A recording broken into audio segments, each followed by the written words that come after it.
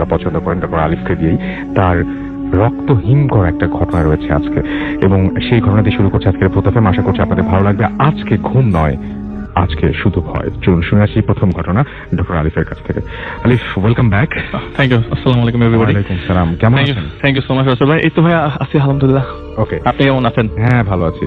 ওকে, আমরা চলে যাই ঘটনায়। জি রাসেল ভাই, হ্যাঁ। অনেক মানে কষ্টে একজনের দেখা মেলে। তো তিনি আমাকে একজনের কাছে নিয়ে যায়, বলে যে তুই এত ঘটনা খুঁজিস, আজকে একটা ঘটনা দিব তোকে, তো অনেক কিছু ডেসক্রিপশন চেঞ্জ করে দিবে।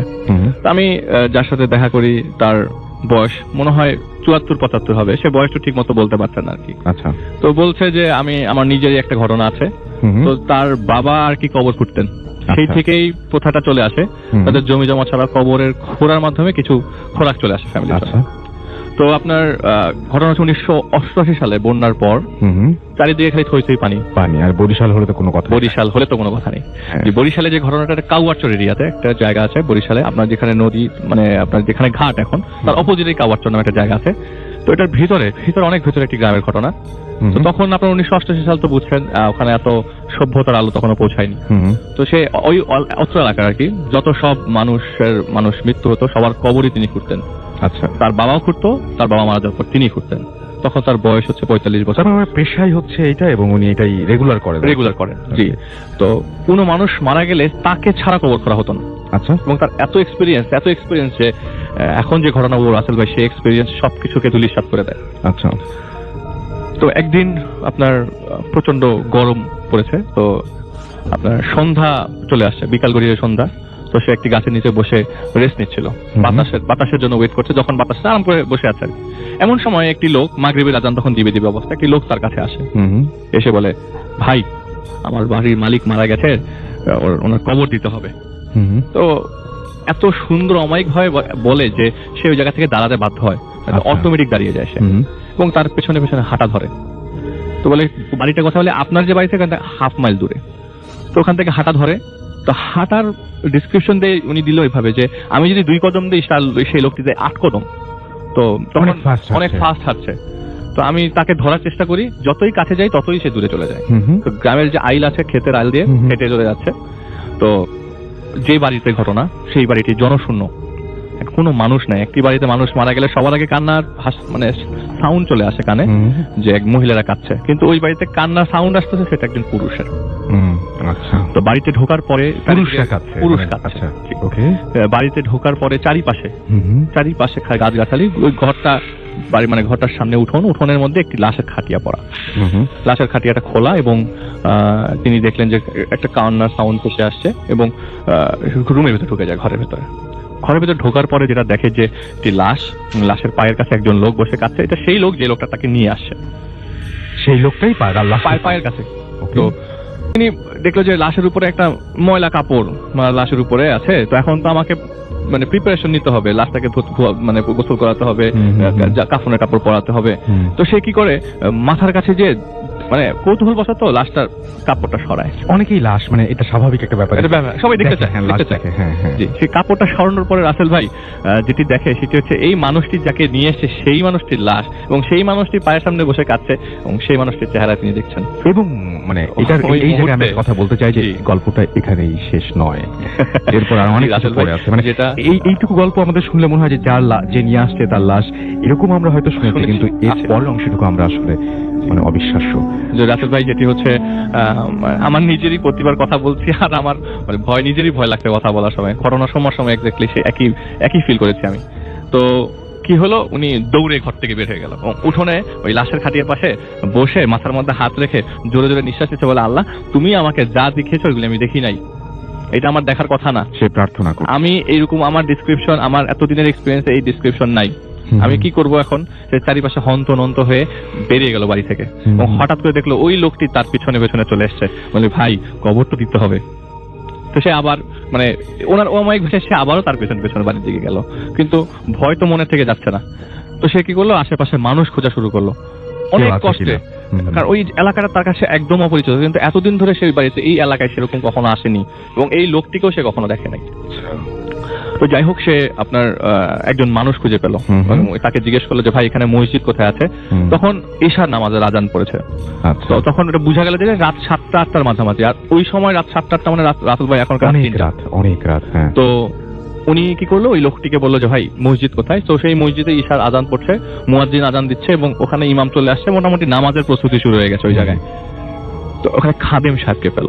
আচ্ছা। বললো যে ভাই একজন মারা গেছে, ওনার তো গোসল টোসল করাইতে হবে, আর গরম প্রচন্ড, ডেড বডিটা যত তাড়াতাড়ি কবরস্থ করা যায় তত তাড়াতাড়ি ভালো। তো সে ওই খাদেমকে নিয়ে ওই বাড়িতে যাবে। তো গেল এবং বাড়িতে গিয়ে খাদেমের, রাসেল ভাই মানে ওখানকার একটা মানুষ মারা গেলে অনেক ধরনের প্রশ্ন সবার মধ্যে জেগে ওঠে যে কিভাবে মারা গেল, কি হয়েছে। ওই খাদেম কোনো কিছু জিজ্ঞেসই করছে না, খালি বললো যে ভাই একটু চারিপাশে কাপড় টানান, গরম পানি নিয়ে আসেন। আর ওই যে বড়ই গাছ, অন্ধকারের ভিতরে বড়ই গাছ তার সুন্দর, সে জানে বুঝে গেল, ওই বড়ই গাছে কিছু বড়ইয়ের পাতা নিয়ে আসেন। আচ্ছা। আর মসজিদে যান, মসজিদে যেয়ে আপনি কিছু জিনিসপত্র পাবেন যেগুলি আমাদের লাশের গোসলের পরে জিনিসগুলো লাগে, কাফনের কাপড় থেকে শুরু করে রাসেল ভাই সবই রেডি মসজিদে। আপনি তখন বাইরে বলছিলেন আমাকে যে কাফনের কাপড়, আতর, কাফনের কাপড়, চাপাতি, সুরমা সব রেডি। মুখ সব থোকায় মসজিদের বাইরে সাজানো, যেন সবকিছুর প্রস্তুতি নেয়াই আছে। খালি মনে হয় যে ওনাকেই দরকার, জিনিসটা এরকম হয়ে গেছে। তো উনি কি করলেন, জিনিসগুলা সব সুন্দর সাজানো পেয়ে মানে ওনার প্রতি যত ঘন্টা পেয়ে হয় তত পার হচ্ছে, তত তার মাথা খারাপ হয়ে যাচ্ছে। সে বাড়িতে আসলো এবং সব জিনিস হুজুরকে বুঝাই দিল। হুজুর মানে রাসেল ভাই বলতে গেলে গোসলের পানি যত গড়িয়ে আসে তত সুগন্ধি বেরিয়ে আসে। চমৎকার ভাবে গোসল করাচ্ছেন। এরকম গোসল তিনি আগে কখনো দেখেন নাই। যত গোসলের পানি গড়িয়ে গড়িয়ে বাইরে আসতেছে তত বেশি গন্ধ বেরোচ্ছে। আপনি একটা কথা বলছেন মাঝখানে বাইরে যে চারিদিকে ঘিরে দিতে বলেন উনি। হ্যাঁ, চারিদিকে ঘিরে দিতে বলে কাপড় দিয়ে সুন্দর করে। এমনি নর্মালি মানুষ মারা গেলে আমরা চারপাশে কাপড় দিয়ে ঘিরেই দিই, কিন্তু ওখানে তো মানুষ নাই, গোসল তো সেমনিও করাতে পারতো, কিন্তু সে তার নিয়ম অনুযায়ী গোসল করায় এবং পানি যত গড়িয়ে আসে তত গন্ধ চারিপাশে ছড়িয়ে পড়ে। তো কি হলো, সে একটু অবাক হয়ে যাচ্ছে যে এরকম ঘটনা কখনো সে আগে দেখে নাই। হঠাৎ করে রাসেল ভাই যে জিনিসটা আসলে মানে জানি না সবাই কিভাবে নিবে, আমি কিভাবে নিয়েছি রাসেল ভাই, আমি ভয় পেয়ে যাই যে হঠাৎ করে 200 থেকে 300 জন লোক ওই বাড়ির দিকে এগিয়ে আসছে। তার ভাষ্য মতে যে 200-300 কখনোই হবে না, আরো বেশি মানুষ হবে। যে এখন যখনই সে চিন্তা করে যে এই লাশটাকে উঠিয়ে খাটিয়াটা ধরে নিয়ে যাবে কে, আমি আর হুজুরই তো আছি, আমরা দুজন মিলে কি নিতে পারবো? সেটাই তো। হঠাৎ করে চিন্তা করতে করতে 200 থেকে 300 জন মানুষ চলে আসলো। আকাশে চাঁদ এবং ক্লিয়ারলি সবই দেখা যাচ্ছে। এই 200-300 মানুষ রাসেল ভাই খালি কালিমা শাহাদাত পড়তে আসছে। আচ্ছা। তো কালিমা শাহাদাত পড়তে আসছে, যখন কোনো লাশ আমরা নিয়ে যাই দেখা যায় যে কেউ মনে মনে পড়ে, কেউ আস্তে পড়ে, কিন্তু এরা এমন তালে পড়ছে কালিমা শাহাদাত যে একজনের মুখ থেকে মিস হচ্ছে না। ঘটনাটা এরকম, সবাই জোরে পড়ছে এবং কালিমা শাহাদাত পড়ে সবাই যখন কাছে আসলো, কাছে আসার পর আসলে কারোরই চেহারাই দেখা যাচ্ছিল না। মাথার টুপিটা পরিষ্কার, পাঞ্জাবি সাদা, সবকিছু ঠিক আছে, কিন্তু চেহারা কারোই পরিষ্কার না। সে কারোর মানে কোদালটা কাঁধে নিল এবং লাশের সাথে সাথে চলা স্টার্ট করলো। তার ভয় তো রাসেল ভাই আস্তে আস্তে বাড়ছে, কমছে না। আমি কোথায় যাচ্ছি, আমাকে এই জায়গায় নিয়ে আসছে, আমার এটা কি আমার স্বপ্ন, আমার হ্যালুসিনেশন, এটা কি আমি নিজেও জানি না। এবং কিন্তু অভিজ্ঞ একজন মানুষ, উনি কিন্তু এতদিন ধরে কাজ করছে এবং ওনার বাবাও কাজ করেছে, ওনার বাবার কাছেও তিনি এরকম ঘটনা শোনেন। রাসেল ভাই লাশ নিয়ে হাঁটছে তো হাঁটছেই, মাইলকে মাইল হাঁটছে, 4 ঘন্টা 5 ঘন্টা হয়ে গেছে, রাস্তা শেষ হয় না। কবর কোথায়? কবর তো আশেপাশে কোথাও দিয়ে দিলেই হতো, রাস্তা শেষ হয় না। এবং এরকম রাস্তা সে আগে কখনো হাঁটে নাই। অনেকক্ষণ পরে তার কাছে মনে হয় আমি 6-7 ঘন্টা হাঁটলাম, হাঁটার পরে আমি একটা জায়গায় আসলাম, ঘুটঘুটে অন্ধকার, চারিপাশে অন্ধকার, খালি চাঁদের আলোতে আমি কিছু জিনিসগুলো বুঝলাম যে এটা একটা কবরস্থান। রাসেল ভাই অনেক বড়, ওই জায়গায় খালি থই পানি, মানুষ মারা গেলে দেখা যায় লাশ ভাসিয়ে দিচ্ছে, কিন্তু এই জায়গায় এত সুন্দর ফিল, এত সুন্দর মাঠ, এত বড় কবরস্থান সে আগে কখনো ওই এলাকায় দেখেনি। কবর যখন ঢুকে যায় কবরস্থানে ঢোকা মাত্রই রাসেল ভাই এখন তো যাবে জানাজাতে, ঢোকা মাত্রই দেখা যায় যে ওই যে 200-300 মানুষ আসছিল পিছিয়ে সবাই কালিমা শাহাদাত বলতে স্প্লিট আপ করে ফেলে, সব আলাদা হয়ে 10-20 জন করে ভাগ করে মাঝখানে লাশটা চলছে, তারা ঘুরে যাচ্ছে কবরটার দিকে। এবং জানাজা হয়েছে ঠিক কবরটার একটু আগে। তো লাশটা রেখে যখন জানাজা পড়ে রাসেল ভাই সে কোদাল রেখে অজু করতে যায়, পাশেই একটি পুকুরের মতো ছিল, অজু করে আসে এবং দেখে যে ওই 200-300 লোক ইম্পসিবল, পুরো জায়গাটাতে মানুষ ভরে যায় খালি জানাজাতে, 1-2 মানুষ না, এরকম মানুষ মুহূর্তের মধ্যে শত মানুষ জানাজাতে চলে এসছে। এবং ওই যে খাদেম সাহেব সে নামাজটা পড়াবার পরে লাশটিকে কবরস্থানের কাছে নিয়ে যায়, যেটা সব কিছু ডেসক্রিপশন রাসেল ভাই চেঞ্জ করে দেয়। কবরটার পাশে লাশের খাটিয়াটা রাখা হয় এবং লাশটা উনি যেটা দেখে যে লাশটা আস্তে আস্তে গড়িয়ে কবরের মধ্যে চলে গেল। কেউ ধরেনি লাশটাকে, না হুজুরটা না সে, তার না ছিল তার কোনো আত্মীয় স্বজন। আস্তে করে লাশটা চলে যায় কবরের ভেতরে, এবং কবরের ভেতরে যাওয়ার পর আমরা লাশের বাঁধনটা খুলে দিই। সে দেখে অটোমেটিক লাশের বাঁধনটা খুলে যাচ্ছে, আর আস্তে করে লাশটা মাথাটা পশ্চিম দিকে কাত হয়ে গেল। এটি কে করছে রাসেল ভাই? ওনার মাথায় এগুলো কিচ্ছু নাই। সেটাই হয় আমি কিছু বলতে পারছি না, রাসেল ভাই খুব মন দিয়ে রাসেল ভাই বলছে যে মানে লাশের সাথে দুজন ছেলে নামবে, এবং সে যদি বাবা হয়, ভাই হয়, মানে ছেলে হয়, তারা কি করে লাশটাকে আপনার কবরের ভিতরে নামিয়ে দেয়। কিন্তু লাশটা অটোমেটিক কবরের ভিতরে ঢুকে গেল, এবং আস্তে করে খাদিম সাহেব বলল, এই তুমি এখন চাটাই দিয়ে দাও। চাটাই তো না, কলা পাতা, বাঁশ দিয়ে দাও। সুন্দর করে বাঁশগুলো সাজিয়ে রাখার পর কলা পাতা দিল। আর মজার বিষয় আসলে একটা জিনিস স্কিপ করে গেছি, উনি যখন কবর খুঁড়ছিল উনি একটা করে কোপ দিচ্ছে, তার কাছে মাটি আসছে 10টা কোপের মাটি। অনেক বেশি পরিমাণে, অনেক বেশি, মানে 40 মিনিট লাগে থেকে 40 থেকে 50 মিনিট লাগে তার একটা কবর খুঁড়তে, সে 2 মিনিটে কবর করা হয়ে গেছে। তো যাই হোক, ঘটনাতে চলে যাই। উনি যখন কবর দেওয়া শেষ হলো, কবর মানে কাঁধে রাসেল ভাই আবারও কাঁধে কোদাল উঠাতে এসে দেখলো আশেপাশে একটা মানুষ নাই। যখন কবরটা খোঁড়া শেষ হয়ে গেছে, সবাই লাশটাকে নামিয়ে দিয়ে গেছে এবং মুনাজাত হয়েছে, ওর মধ্যে মুনাজাত হয়ে গেছে। মুনাজাত হওয়ার পর যখন কবর মানে সে যখন কাঁধের মধ্যে কোদাল উঠালো, একটা মানুষ নাই রাসেল ভাই, জনশূন্য সেই এলাকায়। সে একা ওই কবরের পাশে হাঁটু গেড়ে বসে পড়ে, এবং সারা রাত সেই কবরের পাশেই ছিল, ওখান থেকে এক ফোঁটা মুভ করেনি। একটা সময় ঘুম চলে আসে, ঘুমিয়ে যায়, ঘুম ভাঙে। সকালবেলা দেখে যে তার ছেলে তাকে ডাক দিয়ে ঘুম থেকে উঠালো, যে আব্বা তুমি কই ছিলা, তুমি কি কালকে রাতের বেলা মানে শহরে গেছিলা? সে তার ছেলেকে ডিসক্রাইব করতে পারে না সে কোথায় গিয়েছিল, সে জানে না সে কোথায় গিয়েছিল, তার কাছে ভাষা নাই আমি কোথায় গিয়েছিলাম। তো রাসেল ভাই, আপনি এরকম একটা সিচুয়েশন ফেস করলে সকালবেলা চাবো জিনিসটা যদি কোথায় হয়েছে সেই জিনিসটা আবার চেক করবার জন্য। কৌতূহল আপনারও থাকবে, আমারও থাকবে, তার মধ্যেও কৌতূহল ছিল। সে কি করলো, গতকাল রাতে যে রাস্তা ধরে সে ওই জায়গায় গেছে, সেই রাস্তা ধরে সে আবারও হাঁটা ধরলো। কিন্তু প্রেসক্রিপশন রাসেল ভাই সেগুলি দেয় না। সেই বাড়িতে দেখে এত মানুষ, মানে উঠোনে এত মানুষ, বাড়ি ভর্তি মানুষ। জিজ্ঞেস করলো, আচ্ছা সৈয়দ আশরাফ আলীর বাড়ি এটা না? তো ওখানকার মহিলারা বললো যে হ্যাঁ, সৈয়দ আশরাফ আলীর বাড়ি এদিক দিয়ে একটু ভিতরে, ইঙ্গিত দেখালো। তো তার আর সাহসে কুলন না, কারণ কালকে রাতে তিনি এই বাড়িতেই আসছিল। সে যখন মহিলাকে জিজ্ঞেস করলো, এই বাড়িতে সৈয়দ আশরাফ আলী গতকালকে মারা গেছে না? তখন এই মহিলা বলে, না না, সৈয়দ আশরাফ আলী তো মারা গেছে আজকে থেকে 20 বছর আগে। তাহলে গতকাল রাতে তার কবর ছিল কার? এত মানুষ আসলো কোথা থেকে? সে স্বপ্ন দেখেনি রাসেল ভাই, সে অরিজিনালি একটা মানুষকে গতকাল কবর দিয়েছে। হ্যাঁ, আমার কাছে এই জায়গায় সেমন হচ্ছে যে পুরো জিনিসটা স্বপ্ন দেখে, কিন্তু যে মানে কি অবস্থা হয়েছিল ভদ্রলোকের যখন উনি পুরো জিনিসটা এক্সপেরিয়েন্স করেছেন। এবং মানে ব্যাপারটা হচ্ছে যে যেই ভদ্রলোক, আচ্ছা এই ভদ্রলোক সম্পর্কে কিছু জানা গেছে যে সৈয়দ রাসেল ভাই, ওই ভদ্রলোক মাঝে মধ্যে ঢাকায় আসে, ওইখানে উনি এখন বয়স বেশি হয়ে যাচ্ছে। সৈয়দ আশরাফ আলী সম্পর্কে না, উনি জানেন, উনি জানতে চায়নি, উনি জানতেও চায়নি। উনি কবর খুঁড়ে ওইখান থেকে জানার কথা না, মানে জানতে চাইবে না কেউ। মানে এই ঘটনা প্রত্যেকটা মানুষ চাইবে যে এই ঘটনা আমি যত তাড়াতাড়ি পারি ভুলে যাই, আর যেন জীবনে কোনোদিন এরকম যত ভুলবো তত ভালো আমার জন্য। একদম, মানে যত ভুলবো তত বেশি ভালো আমার জন্য। কিন্তু রাসেল ভাই সত্যি, আমি ইন্টারাপ্ট করলাম যে রাসেল ভাই যে উনি বলছে যে আমি যে সৈয়দ আশরাফ আলীর কবর দিলাম, আমি যদি স্বপ্ন দেখতাম তাহলে আমি দৈনন্দিন জীবনে যাদের সাথে চলাফেরা করি তাদের চেহারা দেখবো। আমি এমন একজনের চেহারা দেখবো কেন, যে কে আমি জীবনেও দেখি নাই। রাইট, এটা কখনোই আমার স্বপ্ন হতে পারে না। আমি নিজের চোখে ঘটনা দেখেছি, আমি নিজে কবর দিয়েছি, আমি নিজে কাঁধে কোদাল উঠেছি, আমি সব ফিল করি। আমার হাতের মধ্যে এখনো কোদালের ছাপ। এবং সবচেয়ে বড় কথা, যিনি রেগুলার এই কাজটা করেন তার কাছে তো ভয়ের কিছু নাই। তিনি নানান ভাবে চেষ্টা করবেন যে ঘটনাটা কি ঘটেছে রাইট, সেটাই। এবং আমরা থ্যাংক ইউ ভেরি মাচ আলিফ আপনার ঘটনার জন্য। আমরা কোনো কথা না বাড়িয়ে চলে যাচ্ছি আমাদের পরবর্তী অতিথির কাছে। আপনার নামটা প্লিজ একটু বলবেন এবং আপনি জানিয়ে দিন যে আপনি কোথা থেকে এসেছেন। প্রথমেই রাসেল ভাই থ্যাংক ইউ, আর যারা শুনছেন সবাইকে আসসালামু আলাইকুম। আমি এসেছি খিলক্ষেত থেকে, আমি ইফতি। তো আজকে যে ঘটনাটা আপনাদের সাথে শেয়ার করবো, এটা আমার নিজের জীবনের। আমার বয়স তখন আমি ক্লাস 8-এ পড়ি, 95 or 6 এর ঘটনা এটা। তো তখন গ্রামের এরিয়া, চাঁদপুর থেকে 25 কিলোমিটার দক্ষিণে হাইমচর নামক জায়গায়। তো ওইখানে খুব অজপাড়াগা, ওইখানে বিদ্যুতের আলো থেকে শুরু করে সমস্ত কিছুই খুব দেরিতে এসেছে। তো আমার ওই জায়গাটাই আমার বেড়ে ওঠার এককালীন সময় আমার বাড়ি থেকে ঠিক কয়েক কদম দূরে একটা ঘন বন ছিল। সেই বনের পাশে আমরা কখনো যেতাম না, কারণ ছিল আমাদের ওইখানে যাওয়া বারণ। আমাদের দাদি, আমাদের মা আমাকে বলে দিত যে ওইখানে যেও না, ওইখানে প্রবলেম আছে। তো তো বাই দ্য ওয়ে আমরা কখনো ওদিকে যেতাম না। তো হঠাৎ করে একদিন স্কুল থেকে আসতে দেখি জমি জমার মাপ হচ্ছে। তো আশেপাশে সবাইকে জিজ্ঞেস করলাম, আচ্ছা এখানে কি হচ্ছে? তো বললো যে ওইখানে তো নদী মেঘনা নদীর ভাঙনের কারণে উপজেলা পরিবর্তন হয়ে এখানে চলে আসবে আলগিবাজার। আচ্ছা আচ্ছা আচ্ছা আচ্ছা। তো আমরা আর ওইটা নিয়ে কিউরিসিটি না দেখিয়ে আমরা চলে আসলাম। তো প্রায় কয়েক মাস ভিতরে ওইখানে একটা 4 তলা বিল্ডিং তৈরি হয়ে গেল।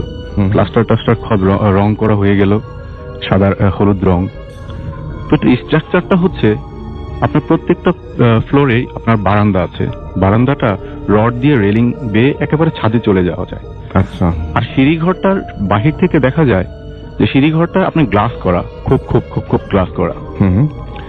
যেহেতু ক্লাস 7 বা 8 ছিলাম তখন আমাদের গ্রুপটা খুব দুষ্ট ছিল। তো দুষ্ট হওয়ার কারণে আমরা প্রায় ওইখানে সামনে ছিল একটা খেলার মাঠ, আমরা ওইখানে খেলতাম। খেলতে খেলতে একসময় কি হলো, আমরা ওই ইটা মেরে আমরা ওই গ্লাসগুলো ভাঙতাম। তো তারপরে কি হতো, আমরা দেখতাম যে তার 2-1 মাস পরে এসে আবার কারা যেন এসে আবার ওই গ্লাসগুলো ঠিক করে দিয়ে যায়। তো এইভাবে চলতে থাকলো, আমরা গ্লাস ভাঙি, চলতে থাকলো। তো একদিন খেলার মাঠে আমরা খেলতেছি ও বাসার সামনে, খেলার পরে দেখলাম আমি হঠাৎ করে আমার চোখ গেল ওই হলুদ বিল্ডিংটার দিকে। তো চোখ যাওয়ার পরে আমি দেখলাম দোতলায় বারান্দায় একটা মেয়ে সাদা ড্রেস পরে দাঁড়িয়ে আছে। তো আমি চিন্তা করলাম যে সারা দিন তো খেলি, হয়তো বা আমার এটা কোনো মানে কোনো ব্রেনের কোনো ধরনের হ্যালুসিনেশন হইতে পারে, ভুল করছে হয়তো আপনার, ভুল করছে হয়তো বা। জি। তো তারপর কি হলো, আমি ওই দিন আর ওই ঘটনাটা আমি শেয়ার করলাম না আমার ফ্রেন্ডদের কাছে। ঠিক তার পরের দিনে একই ঘটনা। আমি এই ঘটনাটা খুব ভয় পেয়ে গেলাম, আসলে কি। তখন আমি চিন্তা করলাম যেহেতু আমার এই ঘটনাটা 2 দিন ঘটলো, আমি আমার ফ্রেন্ডকে বলবো। তো তার পরের দিন আমি কি করলাম, খেলা শেষ করে পাশে ছিল পুকুরের ভিতরে, সবাই গরমকাল, আমরা পুকুরের ভিতরে হাবুডুবু খেয়ে আবার উপরে চলে এসে আমরা এক জায়গায় গোল হয়ে মিটিং এর মতো বসলাম মাঠের ভিতরে। আচ্ছা। আমাদের পিছনে হলুদ বিল্ডিং। তো আমি যখন বলতে যাব যে আমি কিছু দেখছি, ঠিক তার মুহূর্তে আমি বলতে যাব, এই মুহূর্তে আমার পিছন থেকে আমার ফ্রেন্ড বলল, দোস্ত আমি না গতকালকে ঠিক তার আগের দিনও আমি একটা মেয়েকে দেখলাম দোতলায় বারান্দাতে দাঁড়ানো। জিনিসটা আমি মনে মনে চিন্তা করলাম যে আমি একা না, আরেকজন আমার ফ্রেন্ড আরেকজন দেখছে। ঠিক সাথে সাথে সবাই বলে উঠলো, হ্যাঁ আমরাও দেখছি যে একটা মেয়ে। তো তখন আমাদের ভিতরে একটা কিউরিওসিটি তৈরি হলো যে কি হয়, এই বাসায় তো কেউ নাই, বয়সটাও তখন আপনাদের বয়সটাই অনেক কম, এই বাসায় তো কেউ নাই, তো এই বাসায় এই মেয়েটা আসলো কিভাবে। তো আমাদের ভিতরে একটা স্পৃহা জাগলো, আমরা দেখবো এটাতে আসলে কি ঘটনা। রাইট। তো আমরা প্ল্যান করলাম যে আজকে রাতেই আমরা ভাত টাত খেয়ে আমরা স্কুল মাঠে চলে আসবো। আমরা রাতের বেলা যে যার মতো ওই দিন বাড়িতে চলে গেলাম। বাড়িতে চলে এসে আমরা ভাত টাত খেয়ে ঠিক 11টায় আমরা 6 ফ্রেন্ড স্কুল মাঠে। আচ্ছা। তখন প্ল্যান করলাম এখনই যাব। আমরা গেলাম ওই বিল্ডিং এর কাছে, যাওয়ার পর এখন প্ল্যান হলো কে উঠবে, কারণ বিল্ডিংটা ছিল 1 তলার বারান্দাটা দিয়ে রেলিং বেয়ে, সরকারি বিল্ডিং গুলো যেমন হয় রাসেল ভাই একটু সানসেটের মতো সামনে থাকে। তো ওইটার উপরে সানসেটের উপরে উঠে আমাকে তারপরে গ্লাস যে ছিল খোপ মতো ওই গ্লাস ভাঙতে হবে এবং ধরে পা আগে দিয়ে তারপরে এভাবে যেতে হবে, একেবারে শুয়ে ওইভাবে যেতে হবে, ঝুলে তারপরে পাড়া ঢুকে যেতে হবে। হ্যাঁ, ঝুলে ওইভাবে যেতে হবে। তো কি করলাম, আমি আর রাজু, তো ডিসিশন হলো যে আমি আর রাজু উঠবো। তো আমরা কি করলাম, আমি আর রাজু উঠে গেলাম। উঠে যাওয়ার পরে রাজু বললো যে চল ভিতরে ঢুকি। তো ভিতরে ঢুকে গেলাম। ভিতরে ঢুকে যাওয়ার পরে হঠাৎ করে একটা ঠান্ডা বাতাস করে বয়ে গেল, এতটা ঠান্ডা এই গরমে আমরা অবাক হয়ে গেলাম। তার পিছন দিয়েই আমার ফ্রেন্ড খোরশেদ এসে আসলো, কিরে তোরা এখানে কি। তো আমরা কি করলাম, ঘটনাটা খোরশেদের সাথে শেয়ার করলাম যে দোস্ত দেখ এখান থেকে একটা ঠান্ডা বাতাস হচ্ছে। হঠাৎ করে দোতলা থেকে একটা আওয়াজ আসলো, আওয়াজটা একটা মেয়েলি কণ্ঠের মতো, একটা হাসির মতো আওয়াজ আসার পরে খোরশেদ বললো, ধাম করে আমাকে ধাক্কা দিল, আমি দেখবো। উপরে উঠে গেল, আমরা সবাই তার পিছনে পিছনে দোতলার উপরে দেখলাম তালা নেই। আমরা ভিতরে ঢুকে সমস্ত ঘর সার্চ করলাম যে কিছু নেই, শুধু একটা গন্ধ শুধু আছে, সেটা হচ্ছে একটা পোড়া মাংসের গন্ধ। আমরা যে যার মতো চলে আসলাম, আবার বাসায় চলে গেলাম। ঠিক তার পরের দিন আমার ঘুম ভাঙলো সকালবেলা, দেখলাম খুব চেঁচামেচি। আমার চাচা ছিলেন চেয়ারম্যান, আমার চাচার কাছে দেখলাম একটা পুলিশের ভ্যান আসলো। আমার চাচাকে বললো, চেয়ারম্যান সাহেব, আপনাদের এই বিল্ডিংটাতে বা আপনার এই বিল্ডিংটা হলুদ বিল্ডিংটাতে আমরা 2টা লাশ পেয়েছি, কিন্তু ট্রেস করতে পারতেছি না এটা কার লাশ। তার মানে বেওয়ারিশ লাশ। বেওয়ারিশ লাশ।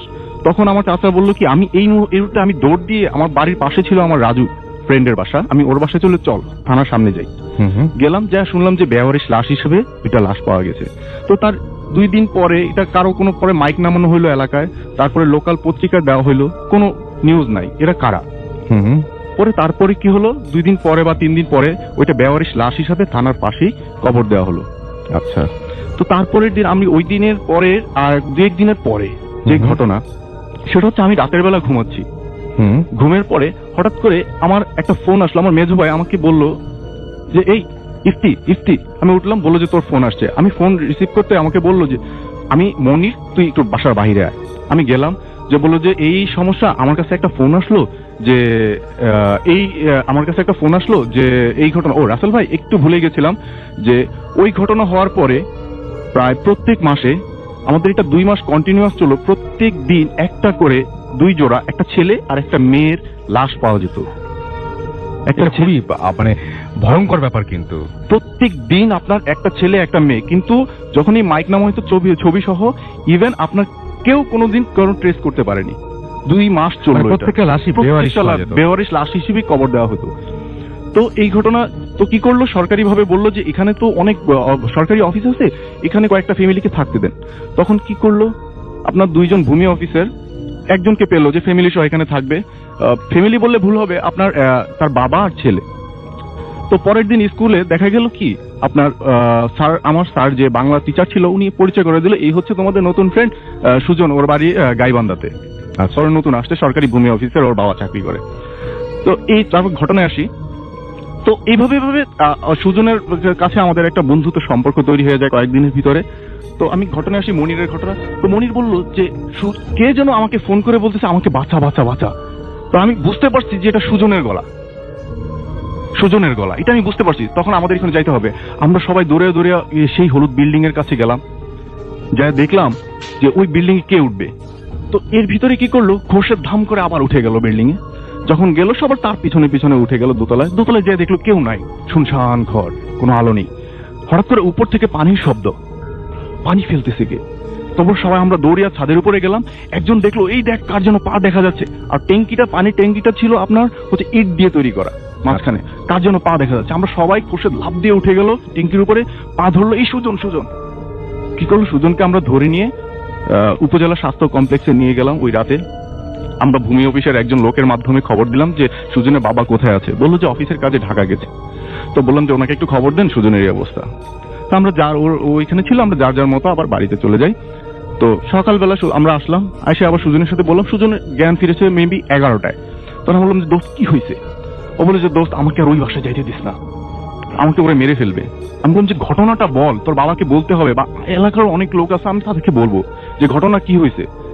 দোস্ত আমাকে ওই বাসায় আর দিস না, আমাকে মেরে ফেলবে, দোস্ত আমাকে ওই বাসায় দিস না। তো তারপরে কি হলো, ওর বাবা আসতে আসতে আপনার বিকাল 4টা বেজে গেল। আমরা ওর আঙ্কেলের কাছে বললাম, আঙ্কেল দেখেন ওই বাসায় থাকেন না, থানার পাশে আপনার একটা সরকারি বিল্ডিং আছে, আপনি ওইখানে থাকেন, ওইখানে থাকেন না, যেহেতু ওইখানে। উনি আমাকে বললো তোমরা বাচ্চা ছেলে, আমাদের সবাইকে বললো তোমরা বাচ্চা ছেলে, তোমাদের কথার কোনো আমলে নিলেন না ব্যাপারটা। জি রাসেল ভাই, তারপরে ওই আমলে নিলেন না। তারপর অনেক সত্য মিথ্যা সবকিছু উনি কি করলেন, ওই টেনে হিস্ট্রে সুজনকে নিয়ে গেলেন ওই বিল্ডিং এ। নিয়ে যাওয়ার পরে তিনি কি হলো, আমরা যার মতো বাড়িতে চলে গেলাম। রাত 12টা কি 12:30টার দিকে হঠাৎ করে আমি থাকতাম আমার শোয়ার আপনার খাটের পাশে ছিল জানালা টাক টাক করে আওয়াজ হলো। আমি বললাম কে। বললো যে আমি কে। খোরশেদ, দরজা খোল তাড়াতাড়ি। আমি দরজা খুলে দেখি খোরশেদের পুরা শরীর ভেজা। আমি তাকে কি করলাম, একটা তাওয়াল দিয়ে আমার একটা সেন্ডো গেঞ্জি আর একটা কি করে দিলাম। ও বললো যে আমাকে পড়ার সময় তুই এখন চল। তো কি করলাম, 2 জনে দরজা মানে একটা অনেক রকম ধাক্কা দিয়ে আমরা না আটকে আমরা চলে গেলাম হলুদ বিল্ডিং এর দিকে। হলুদ বিল্ডিং এর দিকে যখন গেলাম, রাসেল ভাই বিশ্বাস করবেন না, এত বাতাস, এখানে এত বাতাস কিভাবে। তখন আমরা যখন কেচি গেটের দিকে আগাই, আমরা আগাইতে পারতেছি না, কি হচ্ছে। আমরা এক পা আগাইলে আমাদের বাতাসে আরো দূরে। তখন খোরশেদ বলল, দোস্ত এখান থেকে না, পিছন থেকে যাব, পিছনে একটা সুপারি গাছ আছে, তারপর আম গাছ বেয়ে আমরা ছাদের উপর উঠবো। ও ও যেই কথা সেই কাজ, পিছনে দৌড়ে চলে গেল, আমিও তার পিছনে পিছনে। ও আবার এই রশি টসি ছাড়াই সুপারি গাছে উঠতে পারে ভালো। ও ধামাধাম কয়েক উপরে উঠে গেল সুপারি গাছে। আমিও তার পিছনে পিছনে দেখা দেখায় গেঞ্জিটা খুলে কোন রকমের গিট্টু দিয়ে ওই সুপারি গাছে ওঠার চেষ্টা করতেছি। তো তারপরে কি হলো, ও যখন উঠে গেছে অর্ধেক, তখন দেখলাম ধাম করে খোরশেদ সুপারি গাছ থেকে নিচে পড়ে গেল। আমি তাড়াতাড়ি নেমে আমি ওকে বললাম যে দোস্ত কি হয়েছে? ও বললো যে দোস্ত কিছু হয় না। আমি ওর হাতে দেখলাম পুরো বেঁকে আছে। আমি তো দোস্ত ওর হাত ভেঙে গেছে। দোস্ত এগুলো দেখার সময় না, আমাকে ওকে বাঁচাইতে হবে। ও কি করলো, লাফ দিয়ে আবার সুপারি গাছে উঠে গেল। উঠে যাওয়ার পরে ওর পিছনে পিছনে আমি উঠে গেলাম। ও আম গাছের ডাল বেয়ে ছাদে উঠে গেল, আমি আস্তে আস্তে। ও আমার অনেকটা আগে। ও দেখলাম যে দরজাটা লাথি দিয়ে সরিয়ে ভিতরে ঢুকে যাচ্ছে, উপরের ছাদের দরজাটা সরিয়ে ভিতরে ঢুকে গেল। আমিও দৌড় দিলাম ওর পিছনে পিছনে। আমি যখন রেলিং এর পাশে দেখলাম সুজনকে, খোরশেদকে ধাম করে কে যেন দরজার বাহির থেকে টান দিয়ে, অনেকটা সিনেমার মতো হয় যে ধাম দিয়ে এক পাশ থেকে আরেক পাশে নিয়ে যায়, ধাম করে নিয়ে গেল। আমি এখন কি করব? আমি কি চলে যাব, নাকি আমি খোরশেদকে বাঁচাবো, নাকি সুজনকে বাঁচাবো? আমি করলাম কি যে না, আমি এখান থেকে যদি চলে যাই বা আমি কি ফিরতে পারবো, তাহলে আমি এক পা আগাই। আমি যখন এক সিঁড়িতে পা দিলাম, কে যেন রাসেল ভাই কে যেন আমাকে ধাম করে একটা ধাক্কা মারলো। ধাক্কা মেরে আমি সিঁড়ির গোড়ায় পড়ে যাই। আমার মাথাটা পড়ে যাওয়ার ফলে এই যে রাসেল ভাই আমার এই নাকের এখানটাতে আমি পড়ছি, আমার নাকটা এখান থেকে করে আপনার এই বাঁকা হয়ে যায়। এই যে আমি দেখতে পাচ্ছি, হ্যাঁ, এই জায়গাটা পুরো বাঁকা হয়ে যায়। বাঁকা হয়ে যাওয়ার পরে আমার মাথাটা ছিল ঘরের দিকে। দেখলাম, আমি বিশ্বাস করবেন না যে সুজনের বাবা ডাইনিং টেবিলের পাশে কে যেন অটোমেটিক্যালি, আমি দেখলাম যে ওনার পাটা ছিঁড়ে যাচ্ছে। আমি আরো ভয় পেয়ে গেলাম। তারপরে আমি চিন্তা করলাম যে এখন কি হবে। তো এখানে বসে থাকার চেয়ে ভিতরে কি হচ্ছে আমি একটু দেখি। আমি যেই উঠতে যাব, কেউ একজন আমাকে টান দিয়ে একেবারে চেয়ারের সহ আমার মাথায় প্রচন্ড ব্যথা পাই, আমাকে নিয়ে দেয়ালের সাথে ধাম করে বাড়ি দিল। বাড়ি দেওয়ার পর আমি আমার ডান দিকে ফিরে দেখি খোরশেদ, আমার বাম দিকে সুজন বারবার চিল্লাচ্ছে, আমাকে বাঁচাও, কে আমাকে মেরে ফেলবে, ওরা মেরে ফেলবে। আমি তারপরে সুজনের বাবার দিকে তাকালাম, আমার আঙ্কেল। সে দেখলাম টান দিয়ে ওনার হাত পা দুইটা ছিঁড়ে ফেলতেছে। কে বা কারা আমি জানি না, শুধু আমি একটা কথার আওয়াজটা ট্রেস করতে পেরেছি যে তোরা এখানে এসেছিস কেন। তারপরে আমি কিচ্ছু জানি না। তারপর হঠাৎ করে দেখলাম নিচে কে কে কে অনেক ধরনের শব্দ। তারপরে আর আমার জ্ঞান নেই। পরের দিন জ্ঞান ফিরলো, দেখলাম আমি হসপিটালে, সে একই চাঁদপুর সদর হসপিটালে। ওইখানে আমি পাশে ফিরলাম খোরশেদের পাশে সুজন। আমার মেজো ভাই আসলো, আমাকে বললো যে তুই এখন সুস্থ আছিস, ডাক্তার বলছে তুই এখন চল। আমি মেজো ভাইয়ের সাথে কোনো কথা না বাড়িয়ে বাড়ি চলে গেল। বলল যে আচ্ছা তুই এখন কাপড় গুছিয়ে নে, তোর আর এখানে থাকা লাগবে না। স্বাভাবিক, তোর আর এখানে থাকা লাগবে না। আমাকে ঢাকা নিয়ে চলে আসলো। আমার বোনকে বললো যেন আর কখনো বাড়ি না যায়। তারপরে প্রায় 2-3 মাস কেটে গেল। আমি ড্যামরা আসলাম কোনাপাড়ায়। একদিন বিকেলবেলা হাঁটার সময় হঠাৎ করে পিছন থেকে একজন বলতেছে ইফতি। পিছন থেকে তাকে দেখি মনিরের ভাই, আমার ফ্রেন্ড মনিরের ভাই নাজির ভাই। ওনার কাছে আমি পরবর্তীতে কাহিনীটা শুনি যে ওই দিন সুজনের বাবার লাশ পাওয়া গেছে, প্রত্যেকটা অঙ্গ বিচ্ছিন্ন। সুজনকে তার পরের দিন তার মামা এসে বাড়িতে নিয়ে যায়। তারপরে ওইখানে সবাই ডিসিশন, সরকারি সমস্ত অফিসে সব ডিসিশন হয় যে ওইখানে এখনই আনসারদের থাকার জন্য ব্যবস্থা করে দিবে। তারপর থেকে হুজুর টুজুর এনে ওইটাতে ঝাড়ফুঁক করে আপনার ওই বিল্ডিংটাকে আনসারদের থাকার জায়গা করে দেয়। এখন ওইখানে অনেক বিল্ডিং, এখন আর নাকি ওই ধরনের কোনো কাহিনী নাই। আসলে এই ছিল আমার প্রথম কাহিনীটা। অনেক ধন্যবাদ আপনার। আমরা সরাসরি ঘটনাতেই চলে যাচ্ছি। আমাদের সঙ্গে এখন জয়েন করছেন ডক্টর আলিফ, এবং ডক্টর আলিফের কাছে আমরা পরবর্তী ঘটনায় যাব। আলিফ, পরবর্তী ঘটনাটা কোথায় ঘটেছিল, কিভাবে সংগ্রহ করেছেন? রাসেল ভাই, আমি ছোট্ট একটু থ্যাঙ্কস দিতে যাচ্ছি। আজকে যে আসছে আমার সাথে পাইনাডেল কলেজ থেকে আমার ফ্রেন্ড তানভীর। আমি তো কাউকে না কাউকে সবসময় সাথে নিয়ে আসি, জানি তো রাত্রেবেলা একা আসতে পারি না। তো তানভীরকে অনেক থ্যাঙ্কস, আজকে বসে বসে স্টুডিওতে বাসায় শুনতেছে আমার ঘটনা। তো রাসেল ভাই, আমার যে ঘটনাটা সেটি ঢাকারই ঘটনা, একটি বাড়ির। তো ময়মনসিংহ থেকে আসা একটি লোক, নাম হচ্ছে আব্দুল আজিজ, যে আমার চেম্বারে আসে আর কি, আমার ক্লিনিকে চিকিৎসা নেবার জন্য। তো কোনো না কোনো কথায় আমি একটা পর্যায়ে তার কাছ থেকে এই ঘটনা বের করে ফেলি। অনেকক্ষণ কথাবার্তা বললেন উনি আমার সাথে। তো এই ঘটনা ঘটে হচ্ছে 1984 সালে রাসেল ভাই। সে যখন ঢাকা এসে প্রথম আসে, তো আসার পরে ঢাকা থেকে ময়মনসিংহ যাওয়ার ব্যাক করার তার কাছে কোনো টাকা পয়সা ছিল না। তো তার ছিল যে ওই দিন কিছু টাকা ইনকাম করে ময়মনসিংহে ব্যাক করবে। আচ্ছা। তো ধানমন্ডিতে তখন কাঁঠাল বাগান তো আপনারা সবাই চেনেন। তো কাঁঠাল বাগানের ওইদিকেই আশেপাশে গ্রিন রোডের দিকে তখন এত সুন্দর ছিল না। তো ওই জায়গায় দাঁড়িয়েছিল একটা পানের দোকানের সাথে দাঁড়িয়েছিল। তো এমন সময় একটা লোক তার কাছে আসলো, বললো যে আপনি কি কাজ খুঁজতেছেন? তখন তিনি বললো যে জি আমি একটি কাজ করতেছি, বলে একটা বাড়ি আছে, বাড়ির কেয়ারটেকার লাগবে, আপনি কি হতে চান নাকি? আচ্ছা। তো তার কাছে জিনিসটা ফ্রুটফুল মনে হয় তখনই যখন তিনি ওই বাড়ির কাছে যান। তো বললো যে হ্যাঁ আমি বাড়িতে থাকতে পারবো। তো বাড়িটা সত্যি কথা বলতে কি ওই বাড়ির মালিক ছিলেন ইউএসএ তে, ফুল ফ্যামিলি। তো বাড়িটা 3 তলা, তো তাকে পুরো বাড়ি দেখাশোনা করতে হবে, কারণ ওই যে লোকটা আসছে তার সাথে সাত্তার নাম, সেই সাত্তার বলছে যে আমি একা পারি না, আপনাকেও সাথে থাকতে হবে আর কি। আচ্ছা। তো কাজ ভাগ করে নেয় এবং যেটি যথারীতি 1984 সালে কাজ ভাগ করে নেয় যে আমি মানে উনি কখন রাতে দেবে কখন সকালে দেবে তারা নিজেদের মধ্যে মিউচুয়াল করে নেয় আর কি। তো যেদিন ঘটনা ঘটে সেদিন ভর দুপুরে, তো তার দায়িত্ব ছিল যে 3 তলায় যে মালিকের বাড়িটা মানে মালিকের যে ফ্ল্যাটটা সেটা পরিষ্কার করতে হবে। নিচতলা এবং দোতলা পুরোটাই খালি জায়গা, মানে কোনো বাসাতে উনি আসার পরে কোনো মানুষকে থাকতেও দেখেননি, ওই বাসাতে কেমন মানুষ ভিজিট করতেও আসেনি, সত্যি কথা বলতে যেটা। তো দোতলা এবং 3 তলা পুরো খালি, নিচতলা এবং দোতলা। 3 তলাতে মানে মালিকের আসবাবপত্র যা আছে সেগুলি প্রতি সপ্তাহে পরিষ্কার করতে হতো। আচ্ছা। তো ঘটনার দিন বলি, সেদিন ওই পাশে একটা ছেলে আছে, সেই ছেলেটা প্রতিদিনই এসে ওই বাড়ির 3 তলাটা পরিষ্কার করতো। তো সে প্রতিটা রুম দেখে দেখে পরিষ্কার করছে। তো ওই ফ্ল্যাটটি খুলে দরজাটি খোলার পরে করিডোরের পাশে ড্রয়িং রুম থেকে একটা রুম পরেই যে রুমে ঘটনাটি তিনি কখনো দেখবেন বলে মনে করে নাই, তো সেটি দেখে ফেলেছেনি। তো ওই রুমের মধ্যে একটি হরিণ, আপনার দেয়ালের কাঠের একটি হরিণ দেয়ালে ঝুলানো ছিল। তো হরিণের কিছু ধারালো শিং, মোস্ট ইম্পর্টেন্ট কথা হচ্ছে শিং থেকে একটি মাথা ঝুলছিল। আচ্ছা। তো মাথা থেকে টপ টপ করে রক্ত পড়ছে এবং একটি ট্যাপের মধ্যে টপ টপ করে যেরকম ভাবে রক্ত মানে পানি পড়ে ঠিক একই ভাবে রক্ত পড়ছে এই মাথা থেকে অনবরত। তো তিনি দৌড়ে ওই ছেলেটির কাছে যান এবং ছেলেটিকে রুমে নিয়ে আসেন, কিন্তু কিছু দেখে না। কিন্তু ছেলেটিকেও কিছু বলে না যে সে কি দেখেছে। সে নিচে যায় এবং ওই দিন সন্ধ্যার সময় সাত্তারকে বিষয়টা শেয়ার করে। আচ্ছা। কিন্তু সাত্তার বিষয়টাকে তেমন গুরুত্ব না দিয়ে উঠে চলে যায়, এক ফোঁটা গুরুত্ব দেয় না। আর উনি আসার পর থেকে একটা জিনিস লক্ষ্য করে যে কথা বলার মানুষ একমাত্র সাত্তারই, কিন্তু তার সাথেই কথা বলা যেত না, খুব কম কথা বলতো, দরকার ছাড়া কোনো কথা তার সাথে তেমন কোনো কথা বলতো না। আচ্ছা।